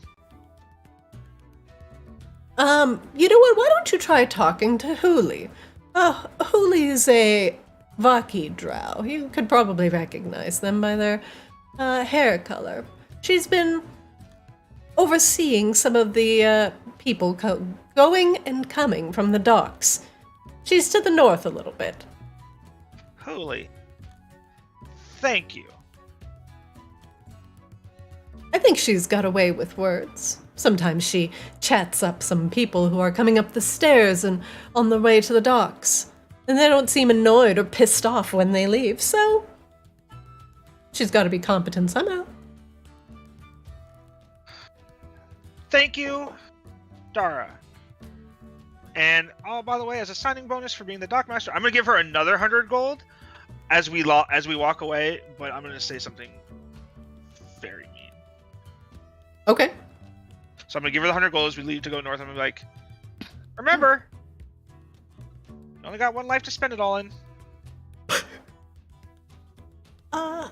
With a little wink and a nudge, you know. She like puts it in her pocket and just brow furrowed. Alright. So we're gonna leave her and go north for Huli.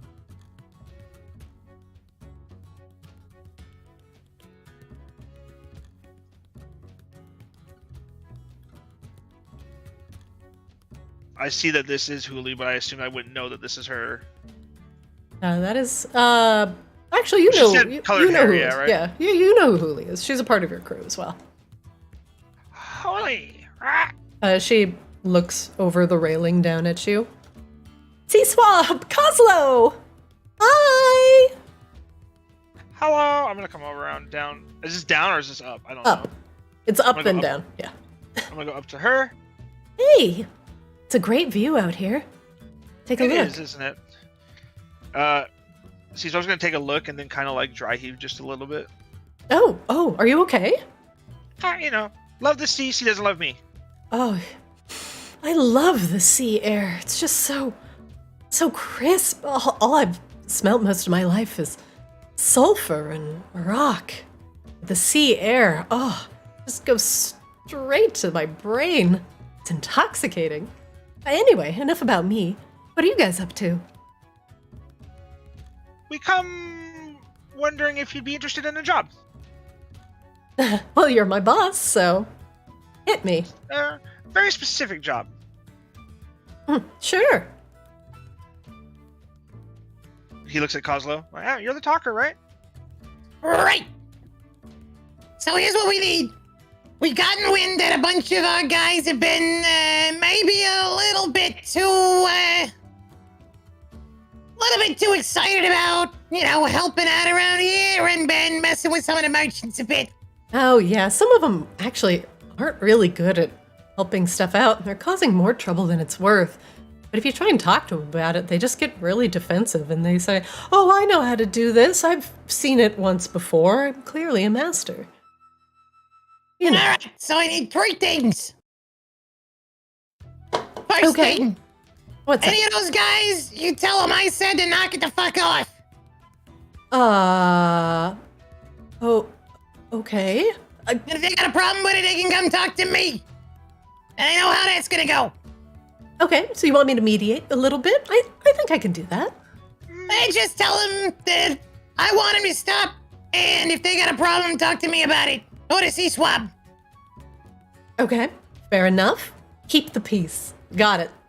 What's next? Second thing, Enforcing the peace is more like it, but yeah. Of course, of course. second thing.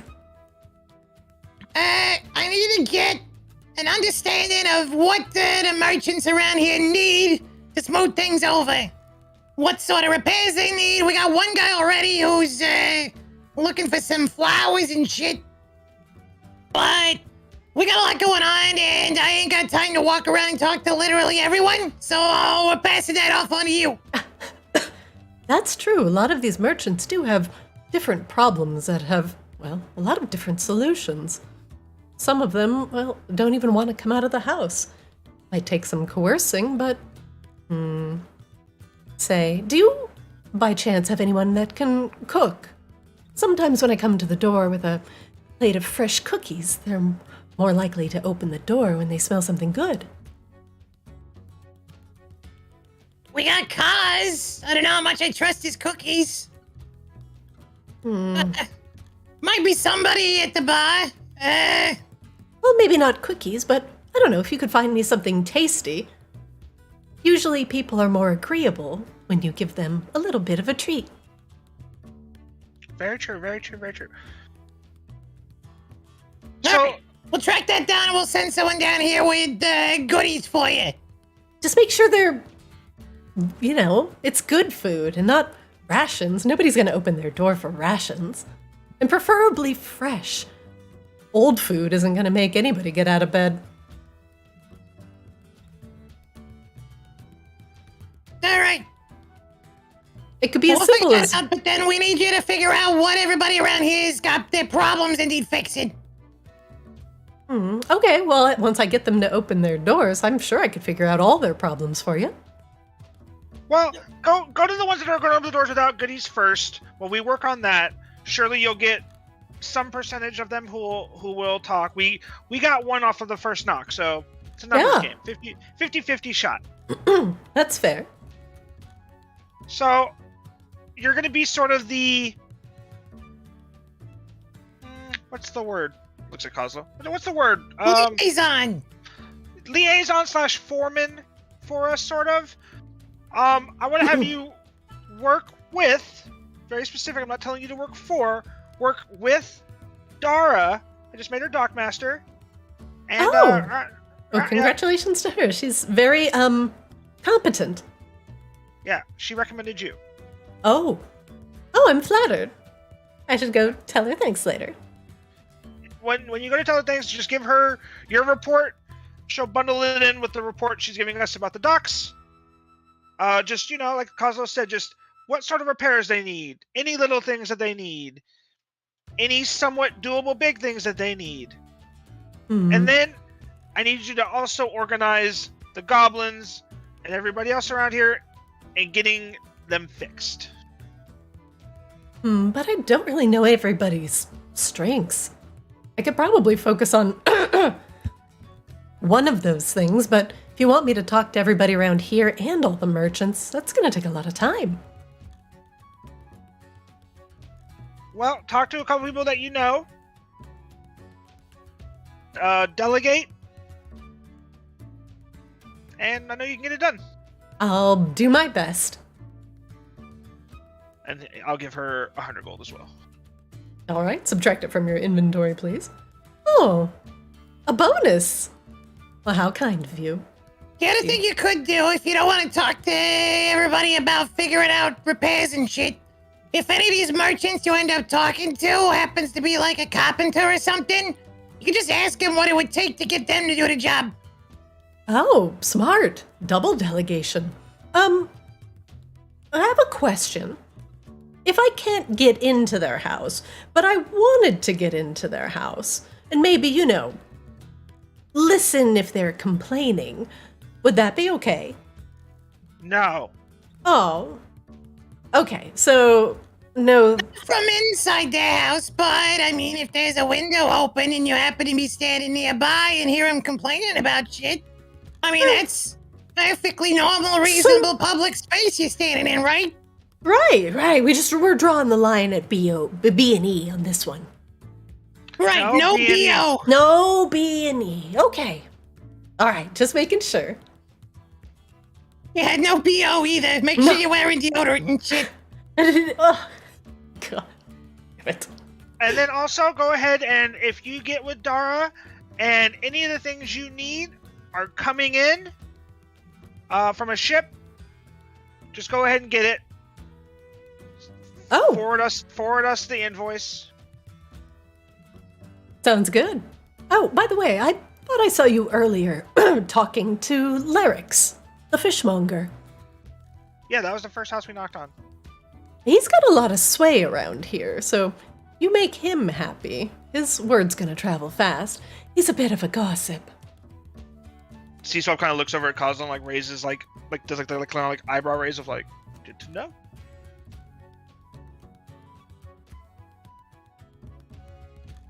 That's it. I'll start talking to everybody and seeing what the merchants need, and if they don't answer, well, bring me some hot goodies. Maybe I can get them to open the door. All right, we'll get that done. And thanks for the bonus, boss. I appreciate it. She hops over the side of the railing. Whee!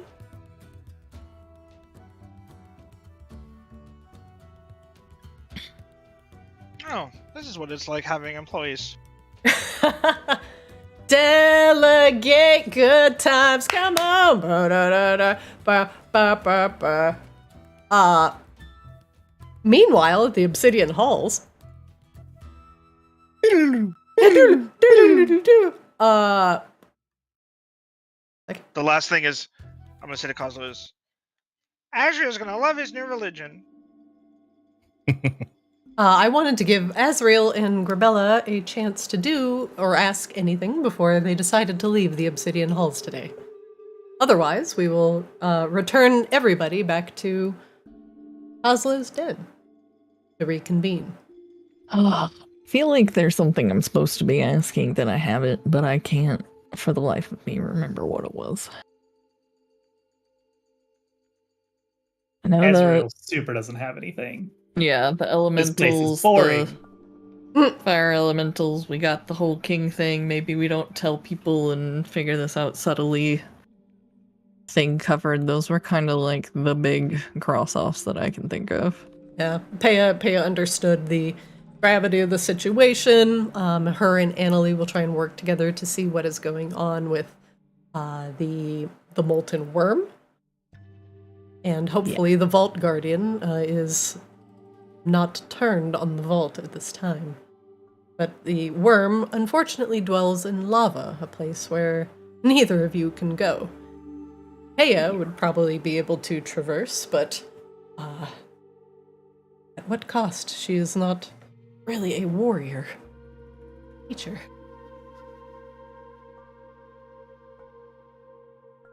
So if there's anything else you'd like to ask, you can do so now. Otherwise, we will return you back to Kozlov's den. Thank you for highlighting why Azrael finds this place boring. All the cute pets are stuck in lava. All the cute pets are hard to get. Though we did find your mimic down here. That's true. That's true. Well, it's kind of your mimic now, but that's true. You're all of Azrael's Pokemon, so yeah. Azrael should have brought a Pokemon and taught it the HM Lava Swim. Super effective. Just wait for it. I'm going to start teaching all of my cult minions TMs. You get Kozlo to make the murder otter a fire suit and maybe train it to capture instead of eat things. Oh, like honestly, a fire scuba suit, but like the old school, like 1950s diver style. Yes. I wouldn't be surprised if murder otters just raw fury made it immune to fire, if I'm being honest. It's not immune to fire, it's just immune to death in pain. It is immune to death, just the will to live through hate is so strong. Which, I mean, fair. It seems like you guys did ask your question about, or you did let Peya know that the Regent Lord is dead, and has been dead for a long time, so Peya now understands that information. She understands that just letting everybody know that all of the royalty of Vicaris is dead, and thus leaving the questionable relationship between the Vaki and the Elemental Lords, because nobody can speak for either of them now, and that the Blood Hag had compromised the Vault Guard, the Lava Worm, which was very important information to get to Peya, so. Yes. I'm glad Azrael remembered that, because I definitely would not have. That was a very big one. So, possibly less chaos. For now. It will be, now that people know, and Annalie and Peya being trustworthy and intelligent, and teachers understand that at least keeping the people safe is of the highest priority, and the people of Vicaris are focused on the Earth Elementals who have now abated, so things are starting to like slowly get back to normal. This is why you go to the smart ladies. I'm excited for the teacher's coup in Vicaris. A earthworm Medusa and a tempestuous lava elemental. Big Booba High Regent Lord. I mean, a teacher's strike would be on brand for the Kaamos crew. That's true. Well, no, we've skipped right over the teacher's strike and we've gone straight to the teacher's coup. Like, politicians have had power long enough. Give it to the teachers. Let's go. I, for one, am very pro hot booba lady. I'm just saying. She can be in charge of whatever she wants. Has a fucking PhD, at least one. Come on. I mean, yeah, she's got a PhD in magmology. More like PH double D's, you know what I'm saying? I was just gonna say. Whoa! God damn it. He's not wrong, though. He's not wrong. He's not. So, for now, Peya has suggested that you return in a week. She knows that you can traverse the ley lines to some extent. Whether she wants it or not, which is mildly concerning to her, but that's an aside. And then she'll let you know how things are coming in Vicaris, and if everybody has done their job. Also, Charlindra has promised to go visit some of the shadier places of Vicaris in order to make sure that whispers and rumors, like, say, for example, the Earth Elemental assassins who were trying to assassinate the Regent Lord, now discovering that he is completely gone, and then saying, "Oh, like he's dead. We killed him," and then chaos like erupts, right? So Charlindra is going down to help at least put that at ease, or make sure that that word does not get out. Cool, hot college girl drug lady things. She's gonna do some shady shit. If Azrael cared more, I think they would be concerned.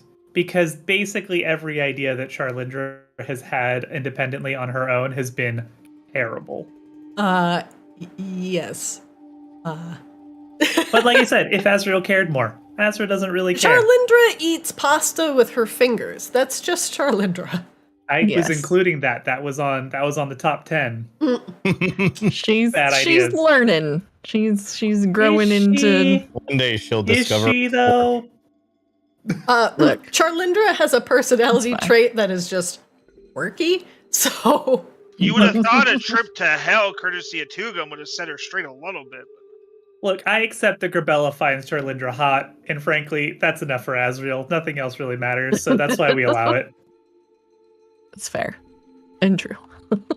That's a valid personality trait. She's pretty. I think the only thing that Peya would be concerned about at this point is if, say, any elemental lord contracts would now be null and void, and thus that is something Peya would have to look into. Because that is a pact that the Vakarans had made long ago with their a great legendary fire elemental. Oh, yeah. Well, Grabella will thank her. Let her know if there's anything else in the meantime to let her know. Peya will see you off and continues discussing how they may potentially approach the earth elementals without hostility, and if they decide not to, how to best spy on them without getting caught. And Annalie, being a seismomancer, understands that many of the earth elementals detect via vibration. Peya, well, big booba fire lady, probably 2,000 pounds of liquid magma roiling through her thickness, is not subtle. No. You could hear those cheeks clapping from a mile away. So she... God bless I think you mean those cheeks crackling. just the sound of fucking thunder rolling through the hills. Lord, have mercy. Damn, boy, shit. Okay, I'm done. But yes, Peya is not subtle. She is not a fire sprite by any means.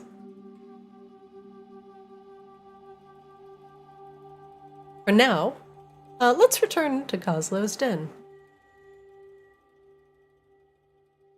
Oh, fuck, that one guy's gonna be here, isn't he? God damn it. That one I mean, Azrael, damn it.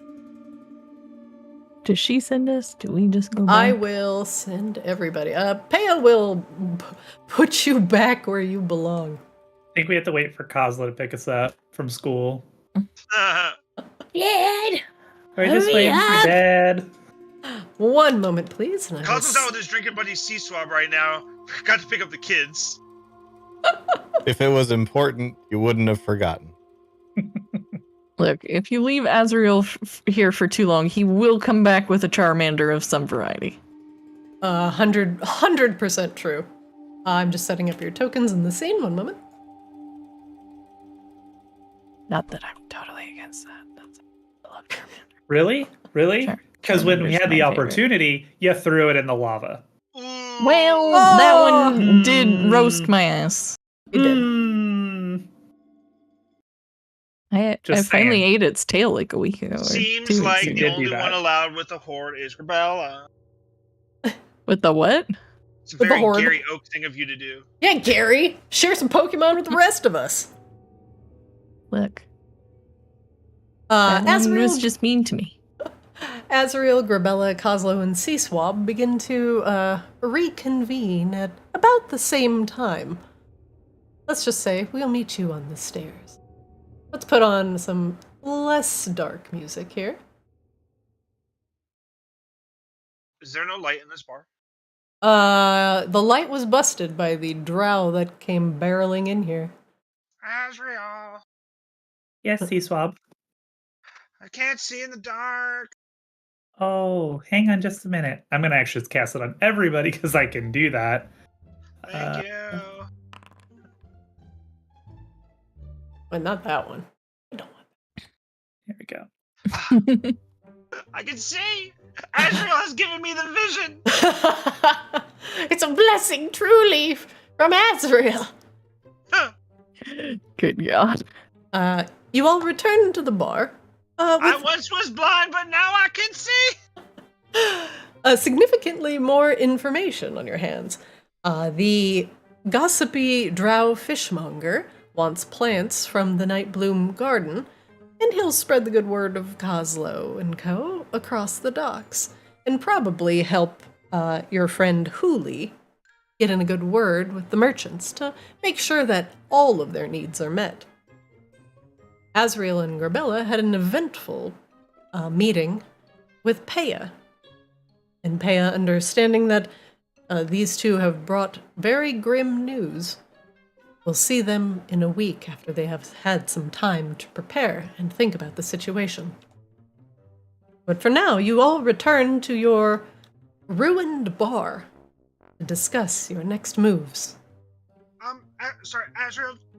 Listen, just want to be upfront with you before we go through that curtain. I don't know if he's here yet, but I may have had to sort of assign somebody to help Roxy with the whole religion thing. I know you don't like it, but listen, we were sort of in a pickle and I wasn't going to kill the guy for no reason. He likes ham sandwiches. It was really weird. Well, wait, what don't I like? No. This guy likes ham sandwiches. It's really weird. No, but you said I don't like it. What don't I like? Ham sandwiches. Ham sandwiches. I was under the I've never impression had a Azrael ham did not like sandwich. the religion starting in his name. Okay, well, thanks for warning me, I guess. He's really annoying. Right, he's really annoying. Oh, Garbella's gonna write a note on a piece of paper that says things are being handled quietly and calmly, and step outside to find a raven. And just, give it to said raven. Oh, absolutely. Yeah, there's if the there's guard one is posted. there. He is actually right outside. Yeah, she'll just give it straight to him then. Little tap on the shoulder, hand him the note. Oh my god, Yeah, you come back from school and you're still passing notes? He will Yeah. gladly take the note. I can't fly. Can you? Status squawk. You hear from behind the curtain. Oh, there we go. Here is Annie. Again, if we see the guy, he's very annoying, he doesn't shut up, I'm sorry. I didn't want to kill him. That's fine. Sunny is currently fiddling with one of the light fixtures. How's it going, Grumpus? Yeah, Gorbella, Azrael, Seaswab. Getting everything fixed up in here, but we still got some pretty torn up furniture. Can't really undo that. well, I did give you 1,000 gold to buy new furniture. Yeah, it's just the problem. I ain't got no supply. Oh, it's a work in progress. There should be some ships showing up with some stuff for furniture, hopefully soon. Oh, that's great, because the only thing the carpenters got right now is just some basic wood planks. They're not for this. We want some nice chairs. We got some money to spend. Yeah. Alrighty, I want to give everybody a quick rundown of what's happening, just in case there becomes any confusion. We're all on the same page. Yeah, is Coslow? Where's Coslow? Where is Coslow? Ah, Coslow!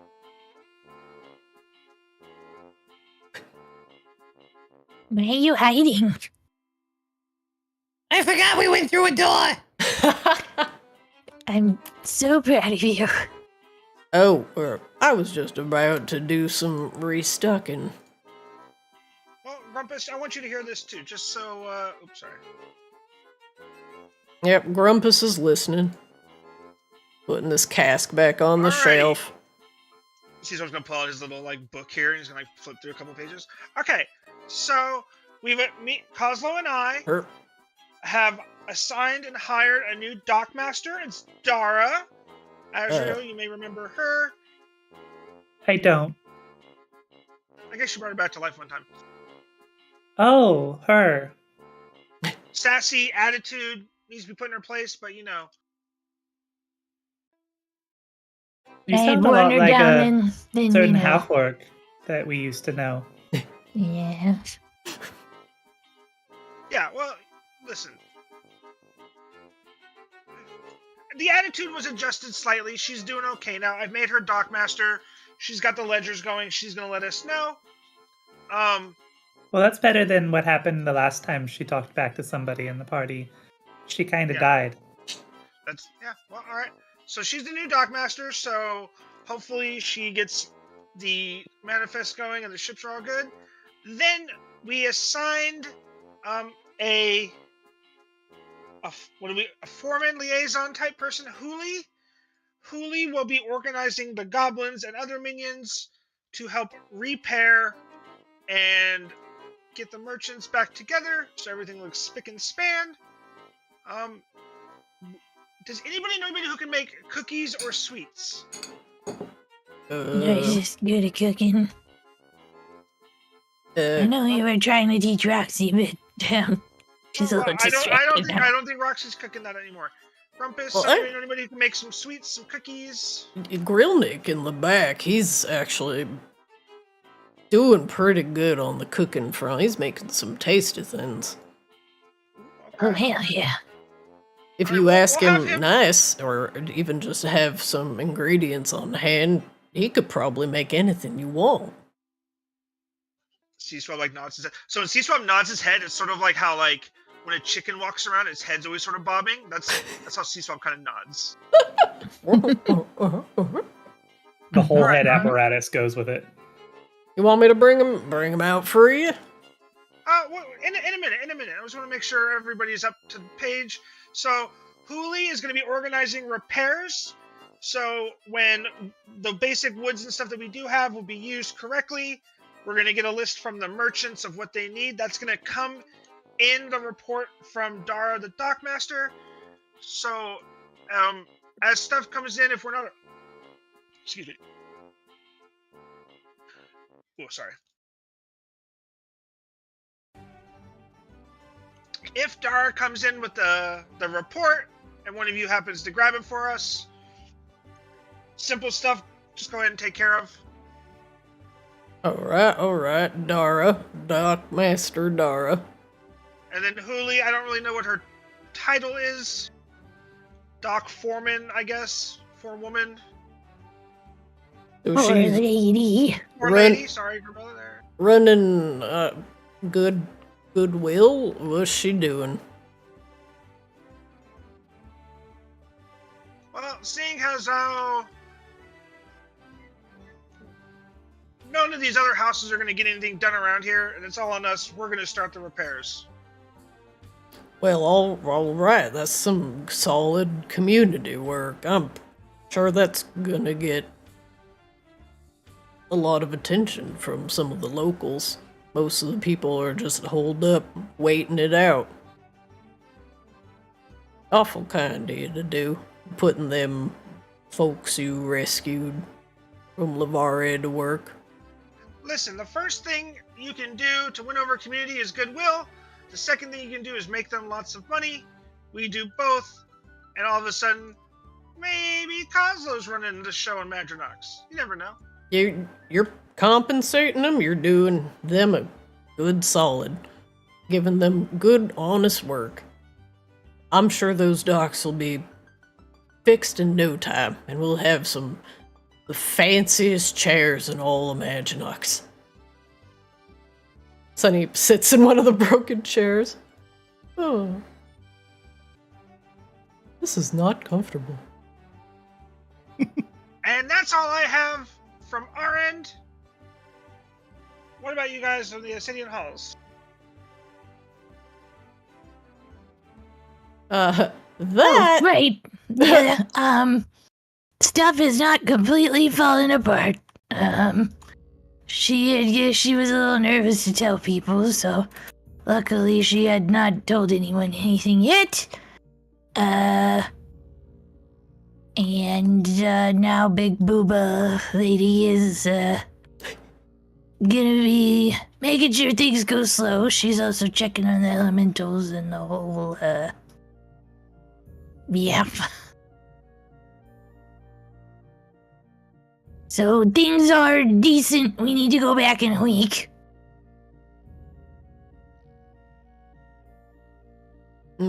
Decent.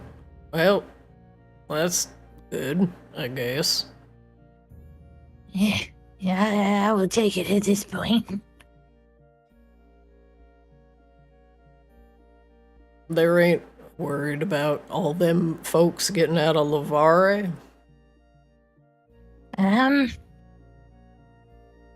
No, I think they're more worried about the elementals right now, but I'm sure they'll get to it on their list eventually. Well, I mean, Lavari is basically just a normal jail again now, right? Or at least it should be. without the blood hag, it's certainly something. It exists. It does. It is there. Well, the Karen's got a lot to worry about right now. Sounds like. Yeah. And something we're not going to talk about too much here. Fair I enough. guess.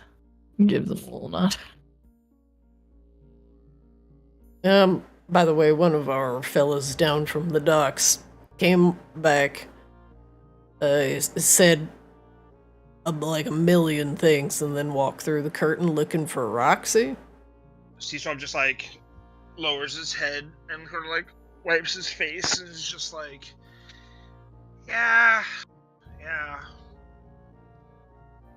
just. Yeah, well, He's very bad at fixing rooms, but very good at talking, so he can probably help her out a bit. And he's good at eating the worst sandwiches.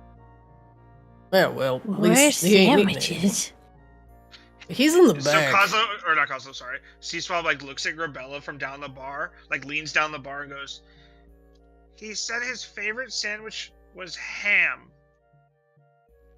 What's wrong with him? Nothing's wrong with Cosmo ham. looks over at Grabella like, Like, it's not my favorite, but it's still good. An ominous noise grows in the background. He said his favorite sandwich was ham. As in the best one. Okay. Nobody's favorite sandwich is ham. Grabella shrugged, like, It's clearly not a big deal to her, and it's like the biggest deal to Cosmo. It's clear he's freakish. Unnatural. It depends on how good depends on how good the ham is. If it's got like that honey and stuff on it. Ugh. Don't you guys have pig pets back at the lair? Yeah. Pork. Seaswab like looks No, at Grabella Grumpus, like, they're drug pigs, Grumpus. But I would love some fresh pork. Well, then go get some fresh pork. But you've got the pig. Why don't you bring the pig in and we can dress it? Well, no, I just explained that. They're drug pigs. Well, Yeah, they've can he found have a change drugs. in occupation to tasty meal?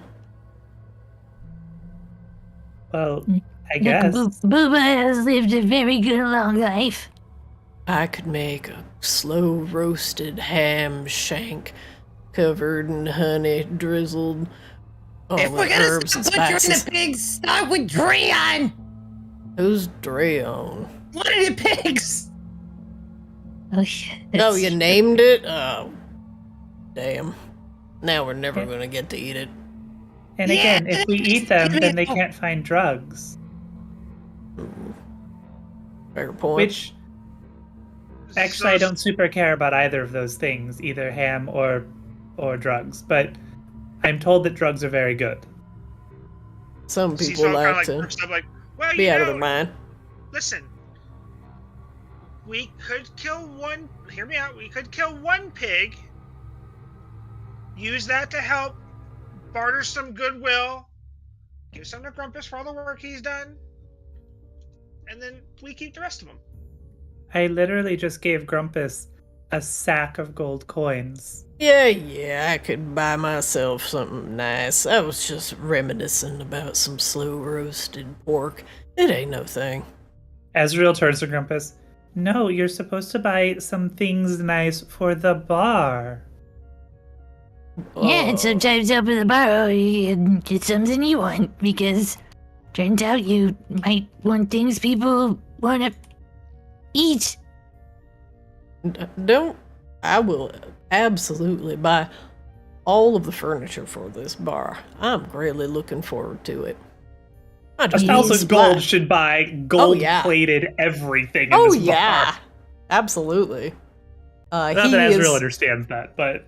He's just waiting for the supply, honestly. Like, Herman Miller chairs at every table. There will be a renovation, 100%. Well, looking forward to this. Talkative dwarf who just rocketed back through here is in the back. If you want to talk to him and Roxy. Can I talk to the chef first? I really don't want to talk to that guy again. Yeah, of course. Grill Nick. Hey. Yep. Yeah, boss. Hey, everybody. Hello. Hey. Question. What's up? Can you bake cookies or any sort of sweets? And I'm talking about good sweets. Sure can. Right now, I've really only got the ingredients for, like, a basic sugar cookie, but I can make a soft one, I can make a crunchy one. How many do you think you could make with what you have? Probably a couple dozen. Can I do a half and half order? Don't use all of it, but use enough to get, like 2 dozen maybe? Okay, you got it. Just some sugar cookies? How big you want them? How many, do I know, like, how many, like, merchants are in Madronox that theoretically Huli would be talking to? You're mostly focusing on the merchants around the docks, so probably about 8. So there's 8 merchants, so if I give them each, I even give each 3 cookies, that's 2 dozen, right? So,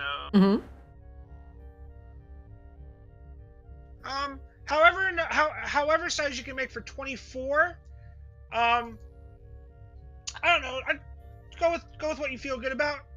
No particular size, but you know. Wait. What about? He points at Kozlo. What if I cut him in the shape of Kozlo's head? And then put some frosting on him. Frosting is just really sugar and water. And then I, make green frosting, and they could be like Kozlo cookies. Kozlo's just nodding like it's the best idea he's ever heard. I don't know how creepy that comes across to everybody else in terms of like currying favor, but he'll go with whatever. That's great marketing. You eat a picture of Kozlo's face.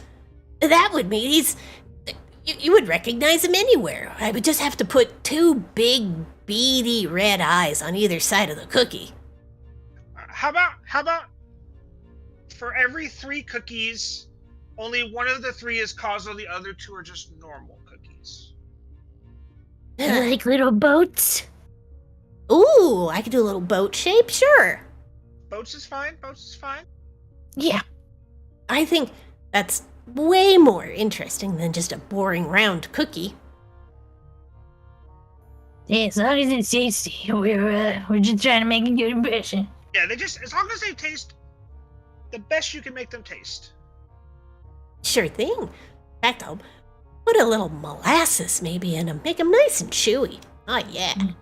No, heck yeah. This went from a basic sugar cookie to a very fancy cookie very quickly.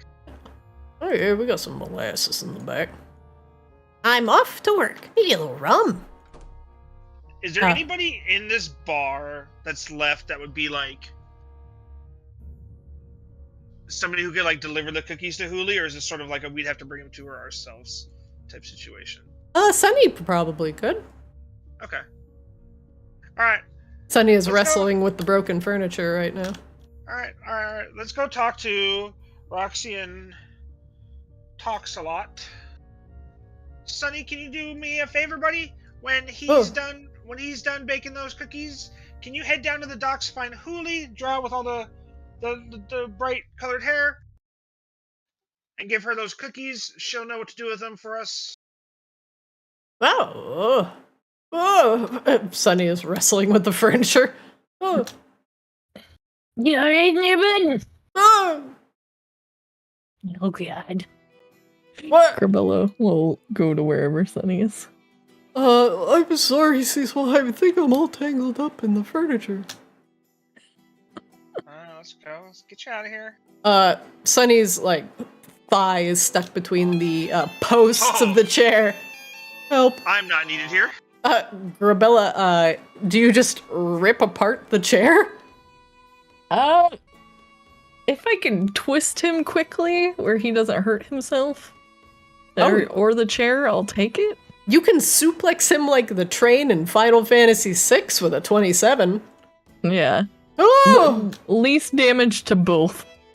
Sunny is lifted into the air by Grabella, the Minotaur, flailing over the barbarian's head. Oh! You okay, buddy? Oh, my hero. He calms down a little bit. Cradles him like a baby for a minute and then sets him down. Oh. There you go, buddy. I'm sorry, I got caught in the cow trap. Yeah, I see that. Oh, what did you need, Cecil?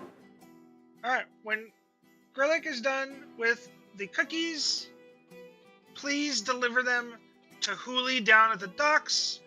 Huli, if you're not aware, bright red hair, the new foreman of the docks. Huli. Oh. Do I get any cookies? What was his name? It was Grillick, right? Grillnick, yeah. Grillick! What? You hear from the kitchen. Could you make one extra good Kozlo cookie for Sunny, please, for his journey? Okay. Thank you. And he just bounces back and forth happily. Hooray. That'll make it all worth it. Oh, turns out cookies are very important to building a criminal empire. I never would have thought. Yeah, Everybody loves a good bake sale. it's true. All right, Man, let's go I talk. really want a lot of cookies now. I really don't want to talk to this guy, but whatever, let's go. One Yeah, last I thing know. into the back. Just so you guys know, this guy does not shut up. How's it going, Roxy?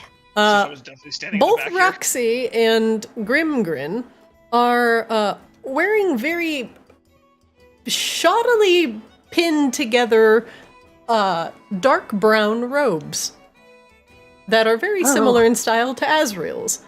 Roxy is currently taking measurements on Grimgrin with a length of twine. Huh? You know we live like right next to a seamstress, right? Huh? Oh, Yeah, she's like literally next door. yeah, but I can do it for free. I just have to take his measurements. Look, Roxy, sweetie, you're gonna have to spend some money if you're gonna want to make this look good.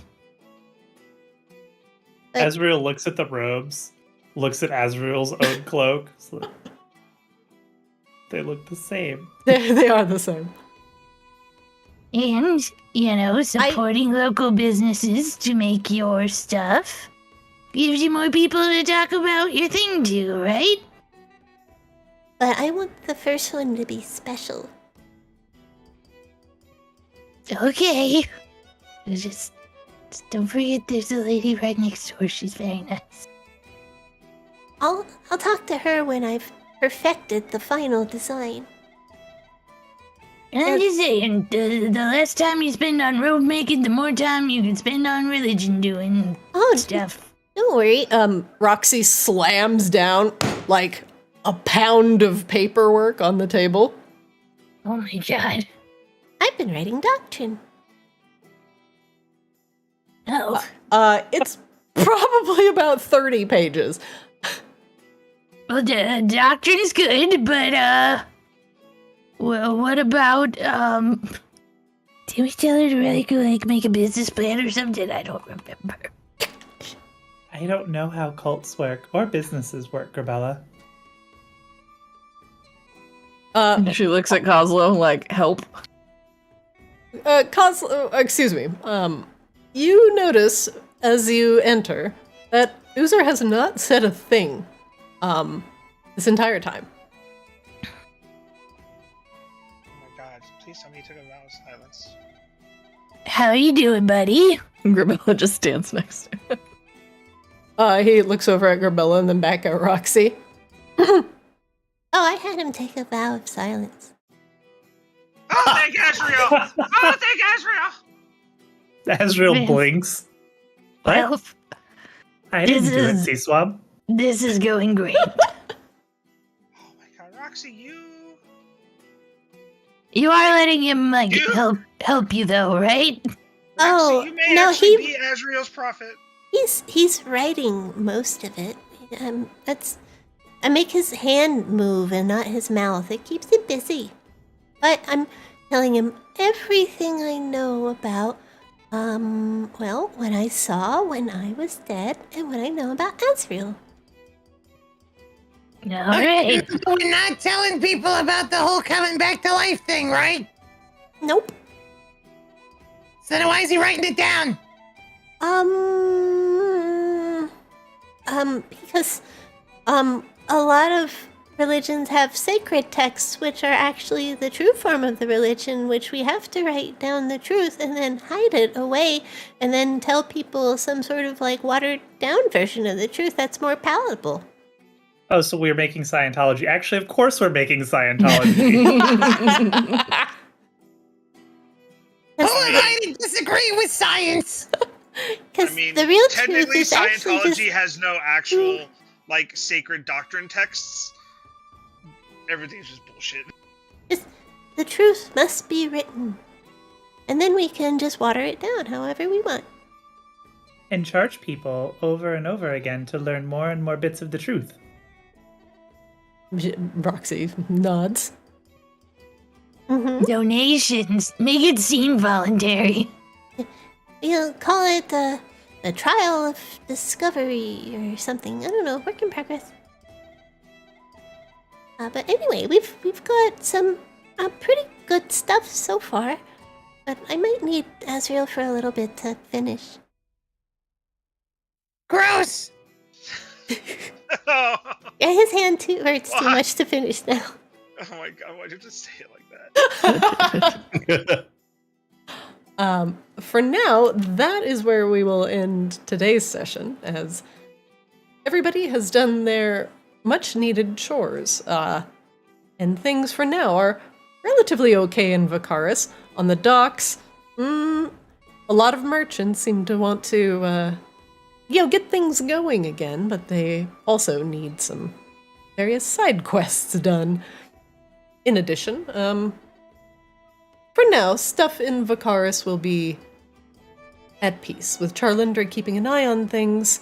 Hopefully, nothing will get too out of control, and hopefully the Vault Guardian and the Earth Elementals do not reappear and cause any sort of ruckus. But for now, Kozlo, with your burgeoning criminal empire looking very, very, very good. But now you know it is sitting on top a simmering time bomb. Well, we'll Wait, see. which thing is the time bomb? They're all. Vicaris. Oops, all bombs. Oops. Oops, They're all bombs. Kozlo's bombs. They're Vicaris's bombs. Just everything is threatening to explode at any time, which is honestly par for the course here.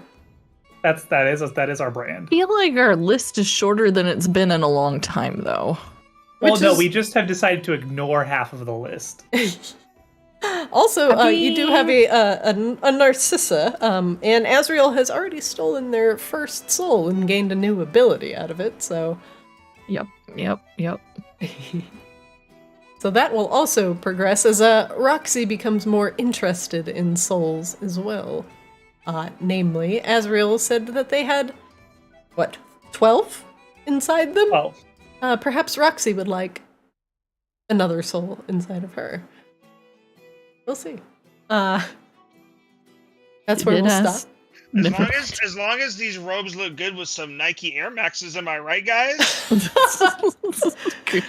They look like repurposed potato sacks, but yeah. Roxy's gonna have to go through the inverse of like Thetan auditing. Because auditing is about getting rid of the alien souls. Session to catch a stray cease and desist from actual Scientology. You know what I'm saying? Let's make fun of Heaven's Gate. They're all dead. Oh, gee.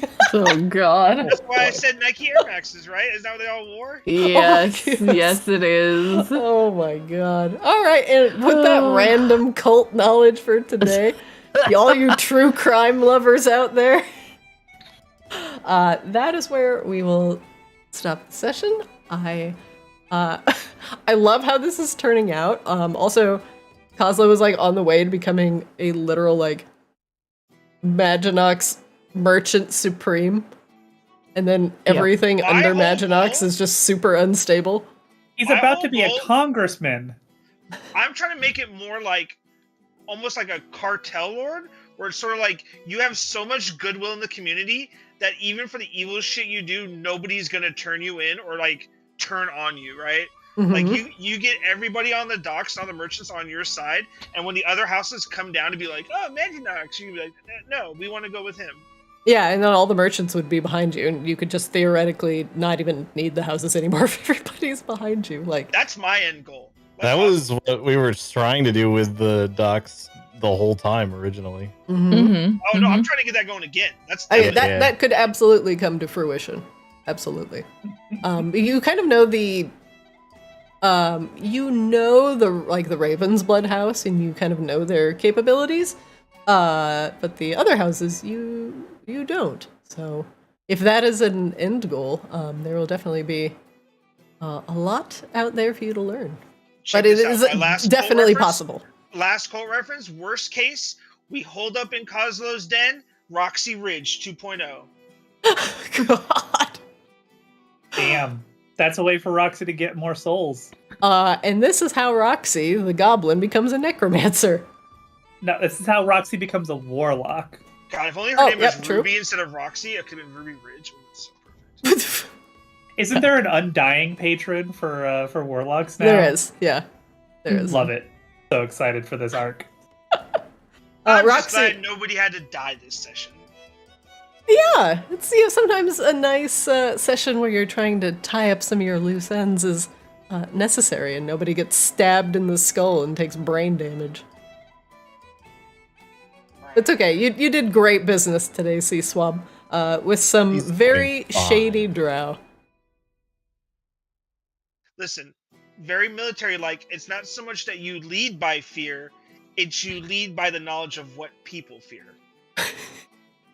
Damn, C-Swab, master manipulator. Damn, C-Swab, you scary. You scary. And you're all worried about Azrael. Yeah, no shit. C-Swab is gonna be the terror of the high seas. I can see C-Swab eventually just running all the ships between Arctis and the lands to the south. Which now C-Swab, literally must be renamed because of Kozlo, coincidentally. It's too close. Is Rain gonna get back to Maginox and just shit is just fucked in a whole new way, and she's just like, you know what? Fuck this. Also a possibility. I wiped all this shit out once. I ain't doing it again. Like while I was gone, suddenly the Merchants Guild takes over. Another session and be like, my name is C-Swab. Welcome to what I've curated for you. I am greatly looking forward to the eventual crossover. Like, we have to have the wedding at least be a crossover, right? Like, Kozlo at least has to be invited. He's a mover and shaker in Maginox. Yeah, if he proves himself to be, absolutely. He gets a, Well, if he doesn't gets a die front row between now seat. and then. Also that. Also, you've got the Umbrellans kind of watching, going, what are those guys doing over there? Bringing people back from the dead, Isn't the Obliteratus is in the vault that may be sealed forever, right? Yeah. Yes, that's the whole thing we went to go check on. Sorry, Lena. Guess our contract is void now. I don't know what's actually scarier. Go ahead, sorry, Kozlo. I was just saying I'm never gonna get that hat. Yeah, The I top don't hat! know how possible it's gonna be to accomplish that now. What were you Well, I going don't to know say what's about Larry? scarier, like that it's trapped and sealed away forever, or that like it's actually not sealed away forever and some random fucking earth elemental's gonna find it. That is the other potential thing. Yep. Yeah, like an angry earth elemental lord smashes his way into the vault and takes... It's Big like hammer. everybody here's seen Constantine, right? With Keanu Yeah. Reeves. Mhm. I Remember have how, not, like, but that's fine. okay. Well, like at the beginning when they find like the Spirit Destiny like just buried in the desert randomly. Like, oh, here you go. Oh, yeah! Oh, here's an Obliteratus. Wow, it's crazy. It's just buried here. Wow! And Who just make left you this watch here? Constantine. It's Yeah, very I good. actually kind of want to go watch it again. It's so good. It It's really so good. is. Also, Keanu Reeves has said on record that of like all of the characters he's played, he would love to do a sequel to Constantine. Yeah. Oh, might be still my heart. He's actually been like trying to get them to make it. I would. Have you not seen? He did the day interview on one. one of like the talk shows where they were like, I think it was for maybe the third John Wick for like the promotional tour, and it was like Conan or Jimmy Fallon. And they're like, well, is there another character you'd want to do again that you haven't been able to? And he said Constantine, and they're like, what, really? And he's like, yeah, nobody's really like brought it up, and everybody's like, people are gonna bring it up now. Oh, yeah, but all Well, the maybe with fans have James been Gunn saying that now. for years. Yeah. But you know how movie studios actually. No, course, a of course. lot of comic fans hated the What? Constantine I movie. fucking loved Constantine. Yeah, because comic fans are fucking dumb as shit. So, Oh yeah, 100%. I don't know, maybe with James Gunn now in charge of DC, we'll get something. He's all about like doing like the offbeat weird shit. So as long as The Rock doesn't touch it. Oof. No. Keanu only. All right, everybody, I will release you from my clutches, and we will continue your growing, burgeoning criminal empire next week. And we'll see if you all... Are you all planning on going back to the church for Roxy as well, to clear it out from the dragon spider? Sorry, you keep using that word plan. Ah, yes. Okay. Well, I will keep that as a maybe. I Azrael think did it's- want to go back even before Roxy wanted to buy the church. Yeah, I think we're screwed on not going, and we have to go. I had that as a note that I forgot, where I was gonna try and find like a record keeper of some kind to be like, hey, who actually owns this? Oh. Yeah. Yeah, you're gonna have to find that out. Nope, forging a deed. Forging a deed. Honestly, like whoever actually owned it probably is long dead. Mm-hmm. Yeah, he could just say some person. Then we'll buy it at Maginox auction. Exactly. There Like you it's like go. a storage auction. You get to look at it for 30 Church. seconds. Opens gate. We've already looked at it for 30 seconds. Yeah, it's A lot of drow blood in here. Really weird. Yeah, huh? It really brings down the market value when you're having a murder in here. yeah. All right, everybody, you are free to go. Have a wonderful evening, and I will see some of you on the menu. See ya. Goodbye. Thank you for playing. All right, everybody, and that's it for Arctis today. Whoa. Thanks for watching. Thanks for hanging out. Is the dragon spider, dragon bug, dragon dark, or dark bug? Actually, that's a really good question. I need to think about that for a second.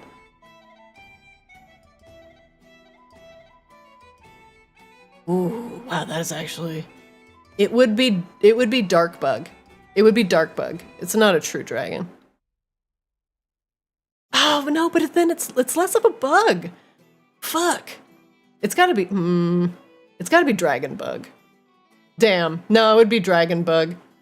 Yeah, because it's dragon aspected. It would have to be dragon bug. Because I'm thinking of other dark bug types, and it just doesn't fit the dragon drake. So yeah, I think dragon bug is the correct combo. Well, thanks everybody for watching. Zen, thank you for the resub 13 months. Lucky 13. Congrats on your new Arctis Flake, your subscriber icon. Soda, thanks for hanging out. Beef, thanks for hanging out. Nukiyoshi, have a wonderful evening. Make sure to catch our VODs over on YouTube at ArctisDD and watch us on Twitter and TikTok at PlayArctis. And I am your DM Zarina. Thanks for hanging out. Hope you enjoyed yourself and our tales through Arctis. And I hope to see you next time.